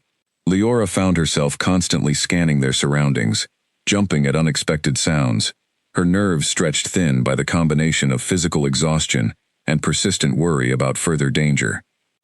Despite these concerns, no additional attacks materialized during their return journey, though Roland remained convinced that whoever had orchestrated the initial ambush would not simply abandon their efforts to prevent Damien's restoration. "They failed once," he observed grimly, during one of their brief rest stops. "That likely means they'll try something different upon our return, something perhaps more subtle than an outright attack in the wilderness." His words proved prophetic, though not in the manner anyone anticipated. Upon finally arriving back at the Voss estate after nearly 2 weeks of travel, Leora immediately sensed something had changed in the atmosphere of the household. Servants who had previously greeted her with cautious respect now seemed to regard her with something closer to open suspicion, whispered conversations falling silent whenever she approached. "What's happened while we were away?" she asked Clara, seeking out her friend as soon as circumstances allowed following their return. Clara's expression carried obvious discomfort as she glanced around to ensure they were not being overheard before responding. "Lord Victor arrived shortly after your departure," she explained quietly. "He's been spreading rumors throughout the household, suggesting that your influence over Lord Damien is unnatural, perhaps even the result of some manipulative Omega magic designed to control him for your own benefit." Leora felt anger flare within her at such an absurd and hurtful accusation, though she also recognized the calculated nature of such rumors. If Victor Voss could successfully paint her as some kind of manipulative threat, rather than a genuine source of care and support for Damien, he could potentially undermine Lady Voss's confidence in the recovery plan, or worse, turn public opinion within the household against both Leora and Damien's continued recovery efforts. "That's ridiculous," Leora said, though worry colored her tone despite her attempt to sound confident. Lady Voss knows the truth. She's witnessed our interactions herself. Lady Voss remains supportive, Clara confirmed. But Lord Victor has been quite vocal, and some of the older, more traditional members of the household staff have started to question whether your continued involvement is entirely appropriate, given the unusual nature of your bond with Lord Damien. Despite this concerning development, Leora refused to let such rumors distract her from the crucial task at hand. She sought out Lady Voss immediately to report on the successful expedition and to discuss plans for administering the Moonbind root treatment as quickly as possible. Lady Voss received the news of their successful mission with evident relief, though her expression grew troubled as Leora relayed the details of the ambush they had faced during their journey. Victor's involvement seems increasingly certain, Lady Voss said grimly. I will need to address this matter carefully once Damien is restored, but for now, our priority must remain completing his recovery. There's something else, my lady, Leora said hesitantly. I've heard concerning rumors circulating throughout the household regarding my relationship with your son. Lady Voss's expression softened slightly with something like understanding. I am aware of Victor's efforts to discredit you, Leora. I want you to know that I place no credence in such baseless accusations. Whatever concerns others might raise, I have witnessed firsthand the genuine care and dedication you have shown my son throughout his recovery. That is what matters to me, not idle gossip designed to serve Victor's own ambitions. The reassurance provided some comfort, though Leora remained aware that not everyone within the household shared Lady Voss's confidence in her intentions. Still, she refused to let such concerns prevent her from completing the crucial task that had brought her on such a dangerous journey in the first place. That evening, preparations were made for administering the Moonbind root treatment to Damien. Master Corrin carefully prepared the herb according to ancient instructions detailed in his research, creating a concentrated extract that would need to be administered directly by Leora herself, given the requirement for genuine emotional connection to facilitate the treatment's success. The process may take some time to complete, Master Corrin explained, as they made their way down to the cellar where Damien waited, his golden eyes brightening with recognition and relief the moment he spotted Leora descending the stairs. You must remain close to him throughout the entire process, maintaining physical contact if possible, while I monitor for any signs of the transformation beginning to take hold. Leora nodded, her heart racing, with a combination of hope and anxiety, as she prepared to finally attempt the treatment that could restore Damien to his human form. She approached the cage carefully, noting how Damien pressed close to the bars, clearly sensing that something significant was about to occur. This is it, she told him softly, holding up the small vial containing the prepared Moonbind root extract. This should help bring you back to yourself. Are you ready? His response was immediate and unmistakable, a low sound of encouragement, combined with an eager forward movement that indicated his readiness to proceed with whatever came next. Following Master Corrin's careful instructions, Leora administered the extract directly into Damien's mouth, watching anxiously for any immediate reaction. For several tense moments, nothing appeared to happen, and worry began creeping into her thoughts that perhaps their bond was not strong enough, or perhaps something had gone wrong with the extract's preparation. Then, gradually, Damien's massive form began to tremble, his golden eyes closing as his breathing grew heavier and more labored. Leora immediately moved closer, reaching through the bars to maintain physical contact, as Master Corrin had instructed, her hand pressed firmly against his fur. Stay with me, she whispered urgently. Whatever happens, focus on my voice, on my touch. I'm right here. The transformation, when it finally began in earnest, proved both remarkable and disturbing to witness. Damien's body seemed to shift and contort in ways that defied easy description, fur receding as bone structure visibly rearranged itself beneath skin that gradually emerged from the beastly form that had contained him for so many weeks. Throughout this painful-looking process, he made sounds of obvious distress, and Leora maintained her contact with him, despite her own fear at witnessing such a dramatic and clearly agonizing transformation. You're doing wonderfully, she encouraged, her voice thick with emotion as she watched the man beneath the beast finally beginning to emerge. Just a little longer, you're almost there. Finally, after what felt like an eternity, but likely lasted only a few minutes, the transformation completed itself, leaving a exhausted but unmistakably human man, collapsed within the confines of the cage that had contained his beastly form for so many weeks. Leora stared in wonder at the first true glimpse of Damien's human features, taking in his strong jawline, his dark hair now matted with sweat from the transformation's exertion, and most significantly, his golden eyes, the one feature that had remained constant throughout his ordeal, now looking at her from a human face for the first time. "Leora," he said, his voice rough and unused after weeks of silence, but unmistakably human, unmistakably his own, after so long trapped without any ability to communicate through speech. Tears sprang to her eyes as she heard him say her name for the first time. "Damien," she whispered, reaching through the bars to touch his face, needing the physical confirmation that this transformation was truly real, and not simply some desperate hallucination, born of exhaustion and hope. "You're back. You're really back. Thanks to you," he said, his voice growing stronger, even as exhaustion clearly weighed heavily on his newly restored human form. "I never could have found my way back without you, Leora. Never." Master Corin, who had been observing the entire process with careful professional attention, finally stepped forward with obvious relief evident in his expression. "The transformation appears complete and stable," he announced. "Lord Damien, welcome back to your human form." Word of Damien's successful restoration spread quickly through the household, and within minutes, Lady Voss herself arrived in the cellar, her composed exterior finally cracking with visible emotion as she saw her son restored to his human form for the first time in weeks. "My son," she said, her voice breaking with relief, as guards quickly worked to unlock the cage that had contained him for so long, allowing Damien to finally step free from his confinement. "I feared I might never see you as yourself again." The reunion between mother and son proved deeply emotional, and Leora found herself stepping back slightly to allow them privacy for this important moment, though Damien's eyes continued seeking hers throughout the exchange, as though unwilling to lose sight of her, even during this significant reunion with his own mother. Once the initial emotional reunion had settled somewhat, attention turned to more practical matters. Damien, though restored to human form, remained weak and exhausted from the ordeal, requiring rest and proper nutrition to fully recover his strength.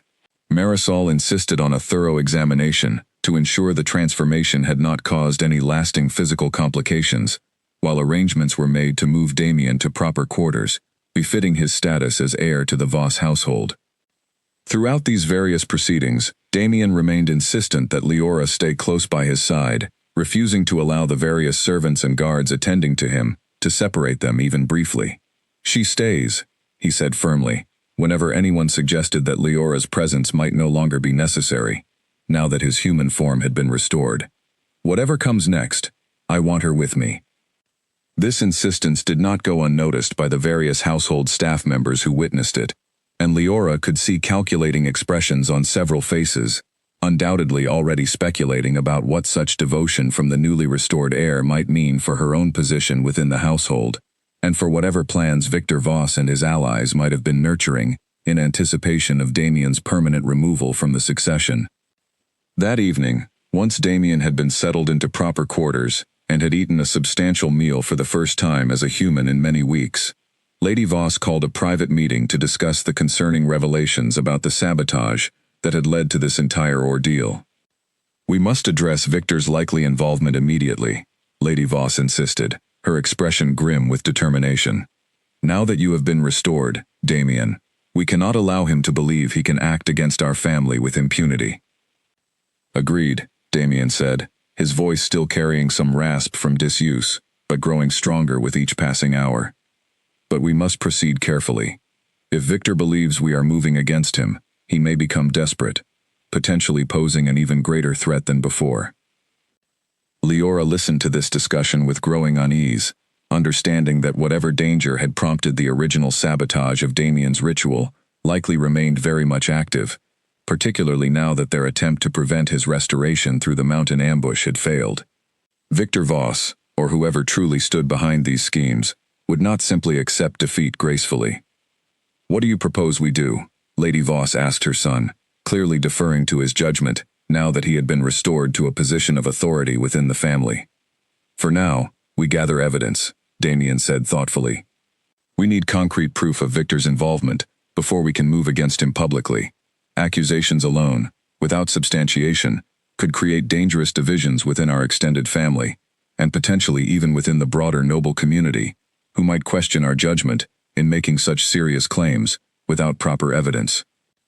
As the discussion continued, exploring various strategies for uncovering the necessary evidence while protecting the family from further danger, Leora found herself increasingly aware of Damien's occasional glances in her direction, glances that carried a warmth and intensity she recognized from their many conversations during his confinement, but which now carried an additional weight given his restored human form and the complicated feelings that had grown between them. She did not yet know what the future held for their relationship, given the vast differences in their social positions and the political complications already threatening to complicate matters further. But she knew, with the same certainty she had felt when first approaching his cage weeks earlier, that whatever came next, she intended to remain by his side, ready to face whatever challenges still lay ahead together. The days following Damien's restoration brought a strange new rhythm to Leora's life at the Voss estate. No longer confined to the cellar caring for a creature trapped in beast form, she found herself navigating an entirely different set of challenges, as Damien insisted on keeping her close, despite the obvious complications this created, given their vastly different social standings within the household. You cannot simply continue treating her as a common maid, Damien argued with his mother during one particularly tense conversation that Leora happened to overhear while bringing refreshments to a nearby sitting room. After everything she has done, everything she risked to help me, the least we can do is properly recognize her contribution. I am not suggesting we fail to recognize her contribution, Lady Voss replied, her tone patient but firm. But you must understand the political complications involved, Damien. Elevating a kitchen maid to some position of prominence within the household, particularly given the unusual circumstances of your relationship with her, will only provide additional ammunition for Victor and his allies to question your judgment and stability. Leora quickly retreated before either of them noticed her presence, her thoughts churning with the implications of what she had overheard. She had known, of course, that significant obstacles stood between herself and any future with Damien beyond their current strange arrangement, but hearing Lady Voss articulate these concerns so directly still stung more than she expected. That evening, Damien sought her out in the small garden where she had taken to spending quiet moments when her duties allowed, a habit she had developed even before the events surrounding his transformation had complicated her life so significantly. I heard you and your mother discussing me earlier, she admitted, when he approached, unwilling to pretend otherwise, despite the awkwardness of the admission. Damien's expression grew troubled. I apologize if that conversation caused you distress. My mother's concerns are not without merit, given the political realities we face, but I want you to know that regardless of those complications, my feelings toward you have not changed. What exactly are your feelings toward me? Leora asked, needing clarity after weeks of uncertain glances and unspoken emotions that had built between them during his confinement. Damien moved closer, taking her hands gently in his own. Leora, you saved my life. Not just physically, though certainly that as well, but you saved whatever remained of my humanity during a time when I feared I would be lost forever within that beastly form. You spoke to me when no one else dared approach. You saw me as a person worth caring for, when everyone else saw only a monster to be feared and contained. I only did what anyone with basic compassion would have done, Leora said quietly, though her heart raced at his words and his closeness. No, Damien said firmly, you did far more than basic compassion would require. You risked your own safety on that mountain expedition. You maintained faith in my humanity, even when I could offer you nothing in return but silent gratitude expressed through simple gestures. Leora, what I feel for you goes far beyond simple gratitude for your care during my confinement. I have fallen in love with you, deeply and completely, and I do not intend to let political complications or social expectations prevent me from pursuing a future together, if you would have me. The declaration, so direct and unexpected despite the growing feelings she had suspected existed between them, left Leora momentarily speechless. Tears filled her eyes as she processed his words, hardly daring to believe that someone in his position, an alpha heir to one of the most powerful families in the region, could truly feel such depth of emotion for someone like her. a simple Omega maid with no family connections or social standing to offer in return. "I love you too," she finally managed to say, the words feeling both terrifying and liberating to speak aloud after weeks of carefully guarding such feelings, uncertain if they would ever find appropriate expression given their circumstances. "But Damien, your mother is right to worry about the complications this creates. I have nothing to offer someone in your position. No family, no social standing, nothing that would make me an appropriate match for the heir to the Voss bloodline." "You have everything that actually matters," Damien countered, his grip on her hands tightening slightly. "You have compassion, courage, intelligence, and a genuine heart capable of caring for someone, even when society would tell you such care serves no practical purpose. Those qualities matter far more to me than any social standing or family connections." Their conversation was interrupted by the sound of hurried footsteps approaching, and both turned to see one of the household guards approaching with obvious urgency written across his features. "My lord," the guard said, addressing Damien with evident distress, "we have received troubling news. Lord Victor has filed a formal petition with the Regional Council, questioning your fitness to inherit the Voss bloodline, given the circumstances of your recent confinement." Damien's expression hardened immediately. On what grounds does he base such a petition? "He claims that your extended time trapped in beast form may have caused lasting mental instability, and that your unusual attachment to a common household maid provides further evidence of compromised judgment, unsuitable for someone in your position of authority." Leora felt her stomach drop at this news, understanding immediately that Victor Voss had found a way to use their relationship as a weapon against Damien's rightful claim to his inheritance. Whatever hope she had briefly allowed herself to feel following Damien's heartfelt declaration now felt threatened by this new complication. "This is exactly the kind of political attack we feared," Damien said grimly, releasing Leora's hands as his attention shifted fully to this new threat. "We need to gather my mother and Master Corin immediately. If Victor is making formal moves against my position, we cannot afford to delay our own countermeasures any longer." The following hours passed in a blur of urgent meetings and strategic discussions, as the family worked to formulate an appropriate response to Victor's petition. Leora found herself largely excluded from these high-level discussions, understanding the practical necessity of such exclusion, given the political sensitivity of the matters being discussed, but feeling increasingly anxious about how this entire situation might resolve, and what role, if any, she might be permitted to play in Damien's future, given the mounting political pressure surrounding their relationship. Late that night, as the household finally settled into an uneasy quiet following the day's dramatic developments, Damien sought her out once more, finding her in her small quarters near what had once been the cellar where he had spent his weeks of confinement. "I'm sorry you had to hear about all of this," he said, settling into the single chair her room provided while she sat on the edge of her narrow bed. "I know this puts you in an incredibly difficult position. What did your family decide?" she asked, needing to know despite her apprehension about the answer. "We will contest Victor's petition formally," Damien explained. "Master Corin has agreed to testify regarding the true nature of my confinement and subsequent recovery, providing expert testimony that should counter any claims of lasting mental instability. As for the matter of our relationship," he paused, and Leora's heart clenched with anxiety at whatever he was about to say next. "My mother believes we should be more discreet for the time being," he continued. "Not ending our relationship, but perhaps not making our feelings for each other so publicly evident until this political challenge has been fully resolved." Leora nodded slowly, understanding the practical wisdom of such caution, even as it created a painful ache in her chest. "I understand. Whatever protects your position and your family's stability should take priority right now." "I hate that it has to be this way," Damien said, frustration evident in his tone. "You deserve to be acknowledged openly, not hidden away, as though our feelings for each other were something shameful." "Our feelings aren't shameful," Leora said firmly, "but sometimes love has to be patient, especially when there are larger considerations at stake.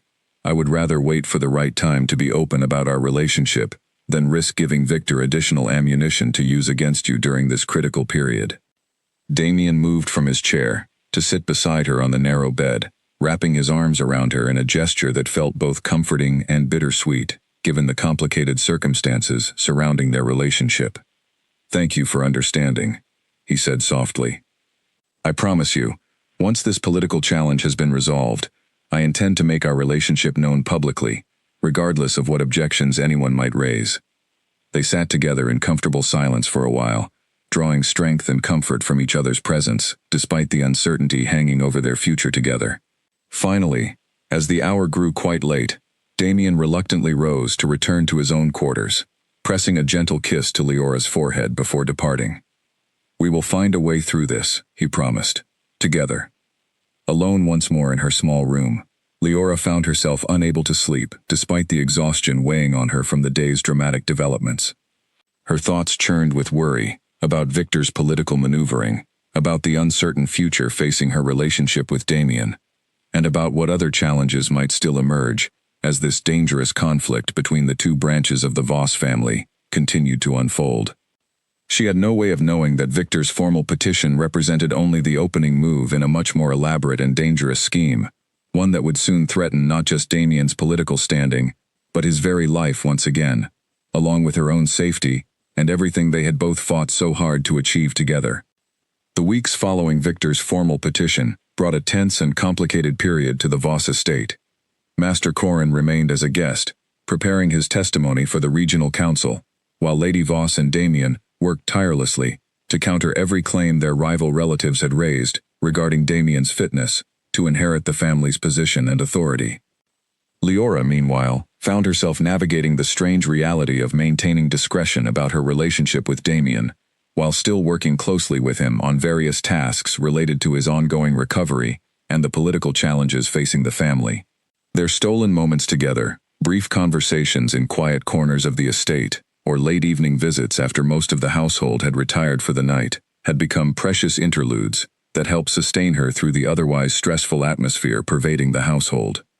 "The council has agreed to hear our case in 3 weeks," Damien informed her during one such evening visit, his expression carrying the strain of the ongoing political maneuvering. "Master Corin's testimony should be compelling, but Victor has apparently secured additional witnesses of his own, individuals claiming to have observed erratic behavior from me both before and immediately following my transformation." "What kind of erratic behavior?" Leora asked, concerned about what fabricated claims might be presented against him. "Fabrications, mostly," Damien said with obvious frustration. "Exaggerated accounts of minor incidents, twisted to suggest ongoing instability. Nothing that should hold up under proper scrutiny.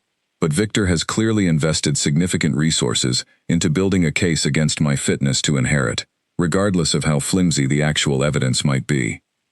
As their conversation continued, exploring various strategies for countering Victor's claims, a soft knock interrupted their discussion.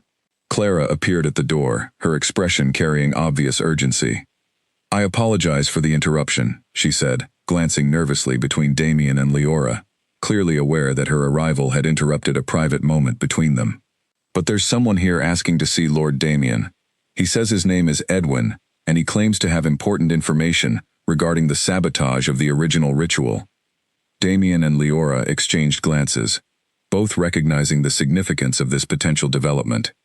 Edwin, the captain of the household guard who had first witnessed Leora's early interactions with Damien in beast form, had proven a loyal and trustworthy presence throughout the recent turmoil affecting the household. "Bring him here immediately," Damien instructed, and Clara hurried away to comply with his request. Edwin arrived moments later, his expression grave as he bowed respectfully before beginning to speak. "My lord, I apologize for the late hour, but I believe I have discovered crucial evidence regarding your uncle's involvement in the original sabotage." "What have you found?" Damien asked, leaning forward with evident interest despite the late hour. "I have been quietly investigating the circumstances surrounding your confinement ever since Master Corin revealed that the poison used required rare and expensive ingredients," Edwin explained. "Through careful inquiry among various merchants who deal in unusual substances, I have traced a purchase matching the description of what was likely used in the sabotage directly to an agent working on behalf of Lord Victor." Damien's expression hardened with a mixture of anger and grim satisfaction at finally obtaining concrete evidence of his uncle's treachery. "Do you have documentation of this transaction?" "I have obtained a written statement from the merchant himself, along with records showing the specific purchase and its timing relative to your original ritual," Edwin confirmed, producing a folded document from within his coat. This should provide substantial evidence for your case before the regional council. As Damien reviewed the documentation Edwin had provided, his expression grew increasingly focused and determined. This changes everything, he said finally. With this evidence, we can not only counter Victor's petition regarding my fitness to inherit, but potentially bring formal charges against him for his role in the original sabotage. There is one more matter, my lord, Edwin added hesitantly. While investigating this purchase, I overheard concerning rumors suggesting Lord Victor may be planning something more drastic should his political challenge fail to achieve his desired outcome. What kind of drastic action? Leora asked, unable to keep the worry from her voice. I could not obtain specific details, Edwin admitted, but the general implication suggested that if legal means fail to remove you from the succession, my lord, more direct methods might be considered. The warning cast a shadow over what had otherwise felt like a significant victory in their ongoing struggle against Victor's schemes. Damien's expression grew serious as he considered the implications of Edwin's report. We need to increase security measures immediately, he said, both for myself and for anyone Victor might consider using as leverage against me. His eyes moved toward Leora as he spoke this last part, and she understood immediately that he was thinking of her own vulnerability, should Victor decide that threatening or harming her might provide an effective means of pressuring Damien into compliance with his demands. I will arrange for additional guards to be stationed near your quarters, Damien told her firmly, brooking no argument, despite the obvious complications this might create in terms of maintaining discretion about their relationship. I will not risk your safety, regardless of what political complications increased security measures might create. Edwin nodded in agreement. I will personally oversee arrangements for enhanced security throughout the household, my lord. We cannot afford to underestimate the lengths Lord Victor might go to if he feels his political challenge is failing. Following Edwin's departure, Damien and Leora sat together in tense silence, processing the implications of everything they had just learned. The evidence of Victor's direct involvement in the original sabotage provided crucial ammunition for their case before the regional council, but the warning about potential further action created new and serious concerns about immediate safety, both for Damien and for Leora herself. I don't want you to be afraid, Damien said finally, reaching for her hand, but I also cannot pretend that Edwin's warning doesn't concern me deeply. Victor has already shown he's willing to use dangerous and illegal means to achieve his goals. I won't underestimate what he might attempt next. What do you think we should do? Leora asked, trying to keep her voice steady despite the fear beginning to build within her at the implications of this new threat. For now, we proceed carefully, Damien said. We present Edwin's evidence to the council as planned, hopefully securing a favorable ruling that will strengthen my position considerably.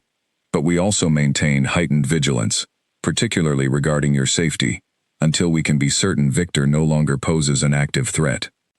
Over the following days, security throughout the estate increased noticeably, with additional guards stationed at various points around the grounds, and particular attention paid to areas where Leora typically spent her time. While she appreciated the precautions, the constant reminder of potential danger created a persistent undercurrent of anxiety that made it difficult to fully enjoy the positive developments in their case against Victor. Meanwhile, Master Corin worked diligently to prepare additional documentation and testimony incorporating Edwin's newly discovered evidence, strengthening what had already been a solid case regarding Damien's fitness to inherit, despite his recent ordeal. Lady Voss, too, threw herself into the preparations with renewed determination, clearly energized by the prospect of finally being able to move against Victor with concrete evidence of his treachery, rather than mere suspicion. This evidence changes everything, Lady Voss said during one strategy meeting that Leora had been permitted to attend, given her direct involvement in the events surrounding Damien's recovery. Victor will find it far more difficult to maintain his political position once the council learns of his direct involvement in sabotaging his own nephew's well-being. We must still proceed carefully, Master Corin cautioned. Victor is not without allies of his own within the regional council, and desperate men sometimes resort to increasingly dangerous measures when facing potential exposure and downfall. His words proved prophetic sooner than anyone anticipated. Just days before the scheduled council hearing, disaster struck in a manner none of them had fully anticipated, despite all their careful precautions and heightened security measures. Leora had been making her way back to her quarters after a long day assisting with preparations for the upcoming hearing, when she noticed something amiss near the estate's eastern garden. A guard who should have been stationed at his post was nowhere to be seen, and an unsettling silence pervaded an area that should have carried the usual sounds of evening activity throughout the household grounds. Her instincts, honed through months of careful vigilance and awareness, following the various threats and dangers that had characterized recent weeks, screamed at her that something was seriously wrong. She turned to alert someone, anyone, about this concerning discovery, only to find her path blocked by several unfamiliar figures emerging from the shadows surrounding the garden. "Miss Leora," one of the figures said, his voice carrying a coldness that immediately confirmed her worst fears about their intentions. "Lord Victor sends his regards, and requests the pleasure of your company." Before she could scream for help or attempt to flee, rough hands seized her, a cloth soaked in some unfamiliar substance pressed against her face, and darkness quickly overtook her consciousness, as her worst fears about Victor's desperate measures finally materialized into terrifying reality. Damien discovered Leora's absence within the hour, his concern quickly escalating to alarm, when repeated searches throughout her usual haunts within the estate yielded no sign of her whereabouts. When Edwin reported finding an unconscious guard near the eastern garden, along with clear signs of a struggle, and Leora's dropped shawl caught on a nearby bush, the terrible truth became undeniable. "Victor has taken her," Damien said, his voice tight with barely controlled fury, as he processed this devastating development. "He's using her to force my compliance, exactly as we feared he might attempt." Lady Voss, summoned immediately upon this discovery, arrived with an expression that mixed maternal concern for her son's evident distress, with cold, calculating anger toward her brother-in-law's escalating desperation. "We must find her immediately," she said firmly. "Whatever Victor hopes to achieve through this despicable act, we cannot allow him to succeed." Edwin, already coordinating search efforts among the household guards, approached with additional information. "My lord, a messenger arrived just moments ago with a note, presumably from Lord Victor himself." He handed over a folded piece of parchment, which Damien opened with hands that trembled slightly with barely contained rage. The message was brief, but unmistakably clear in its implications. Victor demanded that Damien formally withdraw his claim to the family succession, ceding his position and authority to Victor's own branch of the family, in exchange for Leora's safe return. "He wants me to give up everything," Damien said grimly, "or he'll harm her." "We cannot simply comply with such demands," Master Corrin pointed out, though his tone carried obvious reluctance given the danger Leora currently faced. "Even if you withdraw your claim as demanded, there is no guarantee Victor would actually release her safely. Men desperate enough to resort to such tactics often prove unreliable in honoring their own promises." Damien's expression hardened with grim determination. "I have no intention of simply complying with his demands. But I also cannot risk Leora's safety through inaction. We need to determine where he's holding her, and we need to act quickly." Edwin stepped forward with a suggestion. "My lord, given Victor's recent activities, and the resources he would need to secure a location suitable for holding a captive without immediate discovery, I believe his hunting lodge in the northern woods represents the most likely location. It's isolated enough to avoid casual discovery, yet close enough to the estate to allow him to monitor developments here." "Then that's where we begin our search," Damien declared, already moving to gather weapons and prepare for what he clearly intended to be a direct rescue attempt, rather than simply capitulating to Victor's political demands. "Damien, wait," Lady Voss said, concern evident in her expression, as she recognized her son's determination to personally lead whatever rescue effort they organized. "You are still recovering from your ordeal. Perhaps it would be wiser to send experienced guards, while you remain here to coordinate our broader response." "I cannot simply wait here while Leora's life hangs in the balance," Damien said firmly. "She never hesitated to face danger on my behalf.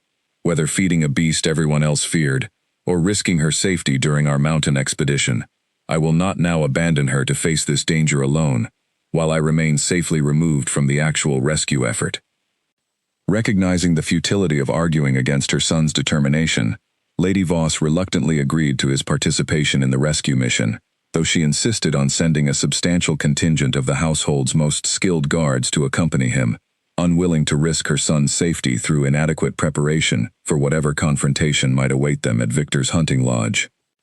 As the rescue party assembled and prepared to depart under cover of darkness, hoping to reach Victor's lodge before dawn while maintaining the element of surprise, Damien found himself consumed by worry about Leora's condition and treatment during her captivity. Had Victor harmed her already? Was she frightened, alone, uncertain if help would ever arrive to save her from this terrifying situation?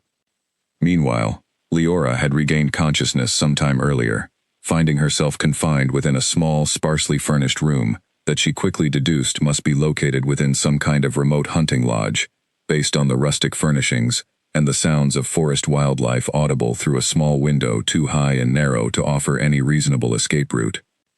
Her hands had been bound, though not painfully so, and after the initial disorientation from whatever substance had been used to render her unconscious finally faded, she found herself thinking clearly enough to assess her situation and consider possible options for escape or resistance. The door to her makeshift prison opened eventually, revealing a man she immediately recognized from Damien's description as Victor Voss himself, his expression carrying a mixture of calculated calm and barely concealed desperation that spoke to the precarious nature of his current political and personal circumstances. "Miss Leora," Victor said, his tone carrying false politeness that failed to mask the coldness underlying his words. "I do apologize for the unconventional nature of your arrival here, but I trust you understand the necessity of the measures I've been forced to take." "What do you want from me?" Leora asked, forcing her voice to remain steady, despite the fear churning within her at finding herself at the mercy of a man clearly willing to resort to such desperate and dangerous tactics. "Nothing from you directly," Victor said, settling into a chair near the room's small window. "You are merely leverage, my dear, a means of ensuring my nephew makes the correct decision regarding his political future, or lack thereof. He won't simply abandon his rightful position because you've resorted to kidnapping," Leora said, injecting more confidence into her tone than she genuinely felt, given her precarious circumstances. Victor's expression flickered with something like amusement mixed with irritation. "You clearly underestimate how deeply my nephew's affections run for you, Miss Leora. From what I've observed, and what my informants within the household have reported, Damien's devotion to your safety far exceeds any reasonable political calculation regarding his own inheritance." Leora remained silent, unwilling to provide Victor with any additional information that might strengthen his calculated manipulation of Damien's feelings toward her. "Regardless," Victor continued, rising from his seat, "I expect a response to my demands within the next day. Should Damien prove reluctant to comply, I fear your continued comfort here cannot be guaranteed indefinitely."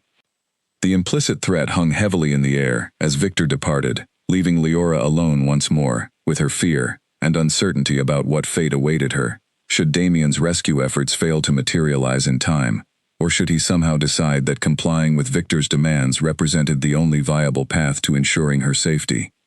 She refused to simply wait passively for rescue, however. Despite her bound hands, she began carefully examining her surroundings for any possible means of escape or resistance, testing the strength of the ropes binding her wrists, studying the room's single window and door for any potential weakness that might be exploited. Hours passed slowly as she worked methodically at loosening her bindings, her patience eventually rewarded when the ropes finally slackened enough to allow her hands to slip free. Carefully, quietly, she moved toward the room's window, hoping to assess whether escape through this route might prove viable despite its narrow dimensions and considerable height above the ground below.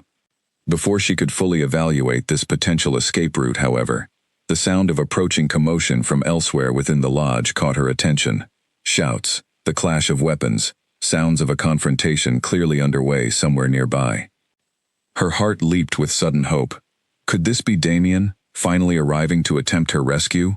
Or might it represent some other danger entirely? Perhaps a conflict among Victor's own allies, or law enforcement finally catching up to his desperate schemes.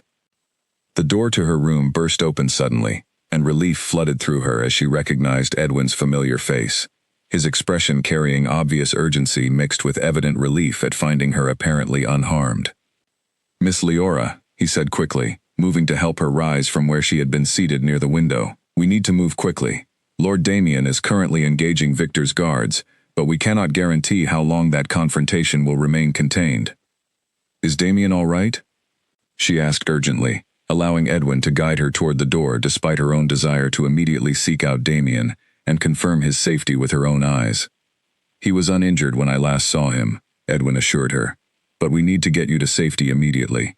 He would never forgive me if something happened to you after coming this far to secure your rescue. As they made their way through the lodge's corridors, sounds of ongoing confrontation growing louder as they approached what appeared to be the lodge's main entrance area, Leora caught her first glimpse of the chaotic scene unfolding before them. Household guards, clearly loyal to Damien and Lady Voss, engaged Victor's own hired guards in fierce combat, while Damien himself, weapon in hand, fought his way through the confrontation with an intensity that spoke to his desperate determination to reach Leora and ensure her safety. "Damien," she called out, unable to contain her relief at finally seeing him, alive and clearly holding his own despite the dangerous confrontation surrounding him. His head turned immediately at the sound of her voice, and the relief evident in his expression upon confirming her safety momentarily distracted him from the ongoing combat, nearly costing him dearly, as one of Victor's guards seized this opportunity to press his advantage. "Damien, watch out!" Leora screamed, her warning arriving just in time for him to deflect the incoming attack, though the close call clearly rattled him as he refocused his attention on defending himself while working to reach her position. The confrontation continued for several more tense minutes before Damien's forces finally gained clear advantage, Victor's hired guards either subdued or fleeing the scene as they recognized the futility of continuing their defense against the superior numbers and determination of Damien's rescue party. Victor himself, however, remained nowhere to be seen throughout this confrontation, apparently having fled the scene once he recognized that his desperate scheme had failed to achieve its intended purpose. Once the immediate danger had passed, Damien rushed to Leora's side, pulling her into a fierce embrace that spoke to the depth of his relief and concern throughout her ordeal. "Are you hurt?" he asked urgently, pulling back slightly to examine her for any signs of injury. "I'm fine," she assured him, though tears of relief and lingering fear from her ordeal finally began flowing freely now that the immediate danger had passed. "Victor didn't harm me, though he made his intentions regarding leverage against you quite clear." "He will pay for this," Damien said, his expression hardening with renewed determination. "Kidnapping, in addition to the original sabotage, provides more than sufficient grounds for formal charges, regardless of whatever political influence he might still possess." As they made their way back toward the Voss estate, escorted by the remaining members of their rescue party, Leora found herself reflecting on the terrifying ordeal she had just survived, and on the depth of devotion Damien had shown in personally leading such a dangerous rescue mission on her behalf, despite his mother's concerns about his continued recovery and the political risks involved in taking such direct action. Whatever challenges still lay ahead in their fight against Victor's schemes, whatever political complications their relationship might continue to face, she felt more certain than ever that their bond, forged through such extraordinary circumstances and now tested by genuine danger, represented something worth fighting for, regardless of the obstacles that might still stand between them and whatever future they hoped to build together. The days following Leora's rescue brought a flurry of activity throughout the Voss estate as the family moved quickly to capitalize on the undeniable evidence of Victor's treachery that his desperate kidnapping scheme had provided. Where previous suspicions and even Edwin's carefully gathered evidence regarding the original sabotage might have faced challenges in convincing a skeptical regional council, the blatant criminal act of kidnapping left little room for doubt regarding Victor's guilt and his willingness to resort to increasingly dangerous measures to achieve his political ambitions. "The council has moved up our hearing date," Lady Voss announced during a family meeting held just 2 days after Leora's dramatic rescue. Given the severity of Victor's actions, they wish to address this matter with appropriate urgency. "Have there been any developments regarding Victor's whereabouts?" Damien asked, his expression carrying the strain of the past several days' events, though his relief at Leora's safe recovery remained evident whenever his eyes moved toward her, seated slightly apart from the main family discussion, but included nonetheless given her direct involvement in recent events. "Reports suggest he fled toward the eastern border regions," Edwin reported, having taken on an increasingly prominent role in the family's efforts to address the ongoing threat Victor represented. Whether he intends to seek refuge with allies in that region, or simply hopes to escape justice entirely, remains unclear at this time. Regardless of his current location, the evidence against him has become undeniable, Master Corrin observed. Between the original sabotage evidence Edwin uncovered, and now this blatant act of kidnapping witnessed by numerous reliable sources, Victor's political and legal position has become untenable. The regional council hearing, when it finally convened, proved to be a dramatic affair that drew considerable attention from throughout the noble community, given the serious nature of the allegations involved and the significant implications for the succession of one of the region's most powerful families. Leora found herself called to testify regarding her kidnapping, an experience that proved both nerve-wracking and ultimately empowering as she recounted the events of her captivity with clear, steady testimony that left little room for doubt regarding Victor's guilt. Master Corrin's expert testimony regarding the original ritual sabotage, combined with Edwin's carefully documented evidence, tracing the poison's purchase directly to Victor's agents, provided compelling additional support for the case against him. By the time all testimony had been presented, the regional council's verdict seemed almost a foregone conclusion, though the formal proceedings required several additional days before an official ruling could be announced. When the verdict finally arrived, it exceeded even the family's hopeful expectations. Not only did the council formally dismiss Victor's petition questioning Damien's fitness to inherit, but they also issued a formal condemnation of Victor's actions, stripping him of his own position within the extended Voss family hierarchy, and issuing a warrant for his arrest, should he ever be located within the council's jurisdiction. "It's finally over," Lady Voss said with evident relief, as the family gathered to celebrate this decisive victory. "Victor's schemes have been thoroughly exposed and condemned. Your position as heir to our family's legacy stands secure, Damien, free from any further challenge or doubt." Damien's relief at this outcome was evident, though his attention quickly turned toward Leora, whose contribution to this successful resolution had proven every bit as crucial as the formal evidence presented by Master Corrin and Edwin. "None of this would have been possible without Leora's courage and testimony," he said, moving to stand beside her as the family celebration continued around them. "I merely told the truth about what happened," Leora said modestly, though she could not entirely suppress the pride she felt at having played such a significant role in securing justice against Victor's treacherous schemes. "You did far more than that," Lady Voss said, approaching with an expression that carried genuine warmth and respect, quite different from the cautious calculation that had characterized her earlier interactions with Leora, before recent events had demonstrated the depth of her character and courage. "Leora, I believe it is time we formally acknowledge your contribution to this family's well-being, both through your care for Damien during his confinement, and through your courage throughout these recent trials." "What are you proposing, Mother?" Damien asked, curiosity evident in his tone. "I propose that Leora's status within this household be formally elevated," Lady Voss announced, "no longer simply a maid, but recognized as a valued member of our extended household, with all the privileges and protections that such recognition would entail." The announcement, while certainly welcome, still left unaddressed the more personal question of Leora's relationship with Damien, a matter that had remained deliberately understated throughout the recent political turmoil, given the sensitivities involved. Damien, however, seemed to recognize this moment as an opportunity to finally address this remaining complication directly. "Mother, there is something else I wish to formally acknowledge," he said, turning to face Leora directly, his expression carrying a mixture of nervousness and determination that suggested he was about to take a significant step. "I love Leora, not merely as someone grateful for her care during my confinement, but as someone I wish to build a future alongside, regardless of whatever social conventions might traditionally discourage such a match." Leora's breath caught at this public declaration, delivered before the assembled family and several other prominent guests who had gathered to celebrate the successful resolution of the political crisis. Whatever discretion they had previously maintained regarding their relationship, Damien had clearly decided the time had come to abandon such caution entirely. Lady Voss's expression, rather than showing the concern or hesitation Leora might have expected given her earlier reservations about the political complications such a relationship might create, instead carried genuine warmth and acceptance. "I have watched the two of you together for many months now," she said.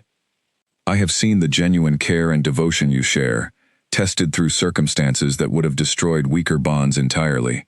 I would be foolish indeed to continue harboring reservations about a match that has already proven itself through such extraordinary trials. You approve then? Damien asked, evident relief coloring his tone at his mother's unexpectedly enthusiastic response. I do more than approve, Lady Voss said, a genuine smile crossing her features for perhaps the first time since Leora had first met her many months earlier. I would be honored to formally welcome Leora into our family, should the two of you wish to pursue a more permanent commitment to each other. The implications of this statement were unmistakable, and Leora felt tears springing to her eyes as the full weight of what was being offered became clear. Not merely acceptance of their relationship, but explicit encouragement toward marriage, toward a formal and permanent union that would elevate her from a simple maid with no family connections to a recognized member of one of the region's most powerful noble families. Damien turned to face her fully now, taking both her hands in his own as he knelt before her, disregarding the assembled audience witnessing this deeply personal moment. Leora, from the moment you first approached my cage with nothing but compassion and courage, you have shown me what genuine love and devotion truly means. You have risked your safety for my sake time and again, and you have never once asked for anything in return beyond simple honesty and mutual respect. I cannot imagine building any future that does not include you by my side, as my equal partner in whatever challenges and joys life might bring us. Will you do me the honor of becoming my wife? The assembled crowd fell into anticipatory silence as Leora processed this unexpected but deeply welcome proposal, her heart overflowing with emotions too complex and profound to easily articulate. She thought back to that first terrifying night in the cellar, approaching a creature everyone else feared, with nothing but a small offering of bread and genuine compassion for a suffering being. She never could have imagined, in those uncertain early days, that such a simple act of kindness would eventually lead to this moment, surrounded by a family that had come to genuinely accept and welcome her, proposed to by the very man she had helped save from a fate worse than death. Yes, she finally managed to say, her voice thick with emotion, but carrying absolute certainty, despite the overwhelming nature of this moment. Yes, Damien, I will marry you.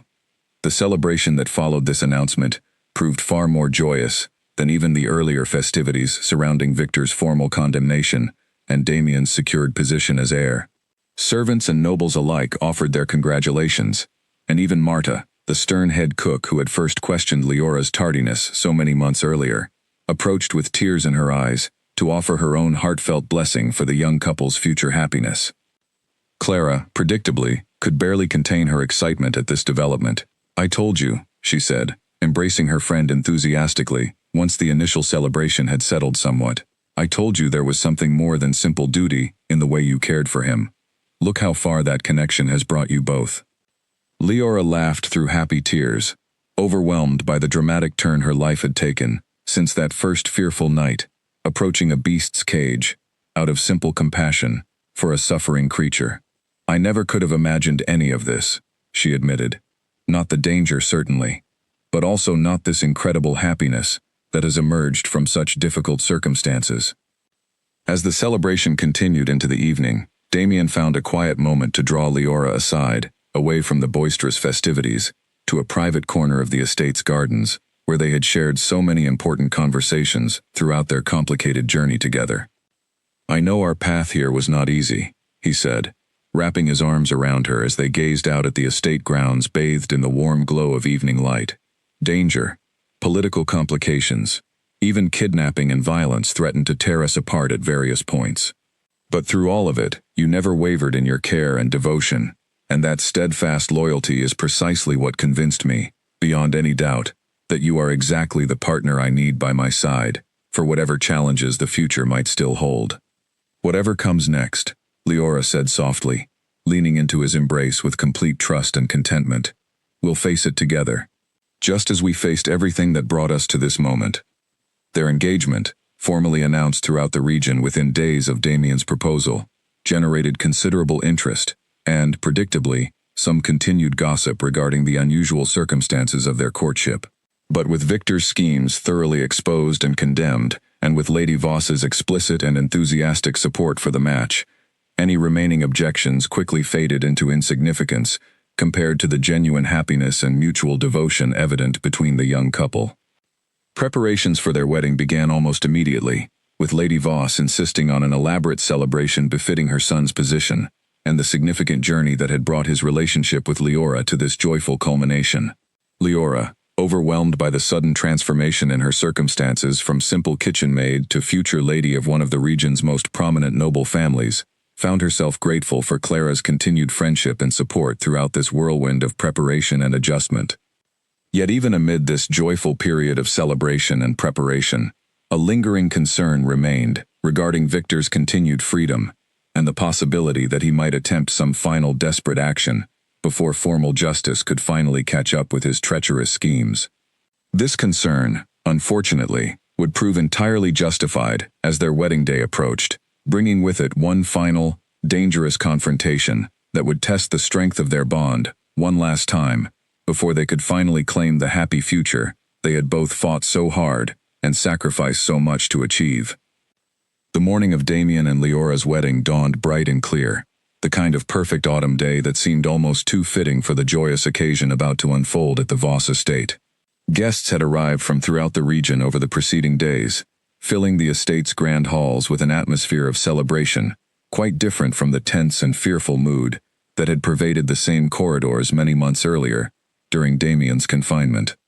Leora stood in a private chamber, dressed in an elegant gown that Lady Voss had insisted on commissioning specifically for this occasion, staring at her reflection in a large mirror with an expression of wonder that had not entirely faded despite the weeks of preparation leading to this momentous day. "You look absolutely radiant," Clara said, adjusting a final detail of Leora's carefully arranged hair with obvious pride and affection. Who would have imagined, all those months ago, that the frightened new kitchen maid would end up here, about to marry the heir to the entire Voss bloodline? "Certainly not me," Leora admitted with a soft laugh, though nervousness remained evident beneath her joy at the prospect of finally formalizing her bond with Damien after everything they had endured together to reach this point. A knock at the door interrupted their conversation, and Marisol entered with an expression that immediately signaled concerning news despite her attempt to maintain a composed demeanor. "Leora, I apologize for the interruption, but there is a matter requiring immediate attention." "What's wrong?" Leora asked, her earlier nervousness quickly transforming into genuine alarm at Marisol's evident distress. "Edwin has just reported that suspicious activity has been observed near the estate's northern boundary," Marisol explained. "Given the timing, so close to the wedding ceremony, there is concern that Victor might be attempting some final desperate action to disrupt today's proceedings." Leora's heart raced with a mixture of fear and frustration at this unwelcome development. After everything they had already overcome together, the thought that Victor might attempt one final scheme to ruin their happiness felt particularly cruel and unjust. "Does Damien know?" she asked. "He has been informed and is currently coordinating additional security measures with Edwin," Marisol confirmed. "Lady Voss has requested that the ceremony proceed as planned, believing that any disruption to the schedule might actually increase vulnerability rather than reduce it, but she wanted you informed of the situation, given your direct history with Victor's previous schemes." Leora took a deep breath, steadying her nerves as she considered this concerning news. She had faced danger before, had shown courage in the face of Victor's previous treachery, and she refused to let fear overshadow this important and joyful occasion, regardless of whatever final scheme Victor might be contemplating. "The ceremony proceeds as planned," she said firmly, echoing Lady Voss's sentiment. "We have overcome every obstacle Victor has placed before us thus far. I refuse to let him steal this day from us as well." As preparations continued for the ceremony, additional guards quietly took positions throughout the estate grounds, careful to maintain discretion so as not to alarm the assembled wedding guests unnecessarily, while still ensuring adequate security against whatever threat Victor might represent. The ceremony itself began beautifully, held in the estate's largest garden, now transformed with elegant decorations and seating for the numerous guests who had gathered to witness this significant union. Leora made her way down the garden's central pathway toward where Damien waited, his expression carrying such evident joy and love at the sight of her, that any lingering nervousness about Victor's potential interference momentarily faded beneath the overwhelming happiness of this long-awaited moment. The ceremony proceeded smoothly through its early stages, with the officiant leading them through traditional vows and blessings appropriate for such a significant noble union. Leora found herself fully absorbed in the moment, in Damien's warm gaze and gentle touch, as they exchanged their formal commitments to each other, momentarily forgetting the earlier concerns about potential danger. It was during the final moments of the ceremony, just as the officiant prepared to formally pronounce their union complete, that the peaceful atmosphere shattered with alarming suddenness. Shouts erupted from near the garden's entrance, and Leora turned in time to see several armed figures attempting to force their way past the guards stationed there, with Victor himself visible among their number, his expression carrying the wild desperation of a man with nothing left to lose. "Stop this ceremony immediately," Victor shouted, though his forces were quickly being contained by Edwin and the other guards, who had anticipated exactly this kind of desperate intervention. "This union will not stand. I will not allow that common maid to claim the position that rightfully belongs to my own line." Damien's expression hardened immediately, stepping protectively in front of Leora, as chaos briefly threatened to overtake what had been, until moments earlier, a peaceful and joyous celebration. "Victor's schemes end today," he declared firmly, his voice carrying clearly across the now tense garden setting. "Whatever desperate action you hope to take here will fail, just as every previous attempt to undermine my position has ultimately failed." The confrontation, while tense, proved mercifully brief. Edwin's forces, having anticipated exactly this kind of last-minute desperate action, given the earlier warning about suspicious activity near the estate boundary, quickly overwhelmed Victor's small group of remaining loyal supporters, securing Victor himself before he could cause any actual harm to the wedding proceedings or to any of the assembled guests. "You're finished, Victor," Damien said, as guards led his defeated uncle away from the scene, formal arrest finally catching up with the man who had caused so much suffering and danger throughout the preceding months. "Whatever influence or position you once held, it ends here, today, permanently." Victor's expression, as he was led away in defeat, carried a mixture of bitter resentment and hollow resignation, the final acknowledgement that his desperate schemes had ultimately failed to achieve anything beyond his own downfall and formal condemnation. With the immediate threat resolved and Victor finally secured for formal justice, the wedding ceremony resumed, the officiant completing the final formal pronouncement that officially united Damien and Leora as husband and wife before the assembled crowd of guests, who erupted into enthusiastic celebration despite the brief and dramatic interruption to the proceedings. "I believe that officially makes this the most eventful wedding this family has ever witnessed," Lady Voss observed, with a mixture of relief and wry humor, once the ceremony had properly concluded and the newly married couple stood receiving congratulations from their assembled guests. "I would have preferred a slightly less dramatic conclusion," Damien admitted with a small laugh, though his obvious joy at finally being formally united with Leora far outweighed any lingering concern about Victor's final desperate intervention. "At least this ensures Victor can never again threaten our happiness," Leora said, relief evident in her tone, now that the immediate danger had passed, and their long journey together had finally reached this joyful culmination. As the wedding celebration continued into the evening, filled with music, dancing, and genuine joy among the assembled guests, Leora found herself reflecting on the extraordinary journey that had brought her to this moment. From a frightened, friendless kitchen maid approaching a starving beast's cage out of simple compassion, to the wife of the heir to one of the region's most powerful noble families, her life had transformed in ways she never could have imagined during those early, uncertain days. Damien found her during a quiet moment amid the ongoing celebration, drawing her aside to a private corner of the garden, much as they had done so many times throughout their complicated journey together. "Do you have any regrets?"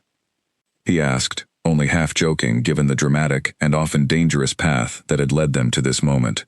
"Not a single one," Leora replied with complete sincerity, leaning into his embrace with the same trust and devotion that had characterized their relationship from its earliest beginnings. "Every danger, every challenge we faced together only made me more certain that this is exactly where I belong, beside you, regardless of whatever difficulties we encountered along the way." "I love you," Damien said softly, pressing a gentle kiss to her forehead. "More than I ever thought possible, and more each day, since you first approached my cage, with nothing but a piece of bread and genuine compassion, for a creature everyone else had abandoned to suffer alone. "I love you too," Leora replied, her heart full with the culmination of everything they had fought so hard together to achieve. "And I look forward to whatever adventures still await us, now that we finally get to face them together, as equals, as partners, and as husband and wife." As the celebration continued around them, and as the final light of evening gave way to a beautiful, star-filled night sky, Leora allowed herself to fully embrace the happiness of this moment, secure in the knowledge that whatever challenges the future might still hold, she would face them alongside the man she loved, their bond having already proven its strength and resilience through trials that would have destroyed weaker connections entirely. Their story, which had begun with such unlikely and dangerous circumstances, had finally found its way to the happy ending both of them had worked so hard and sacrificed so much to achieve, a testament to the power of genuine compassion, unwavering courage, and love strong enough to overcome even the most daunting obstacles that fate could place before it.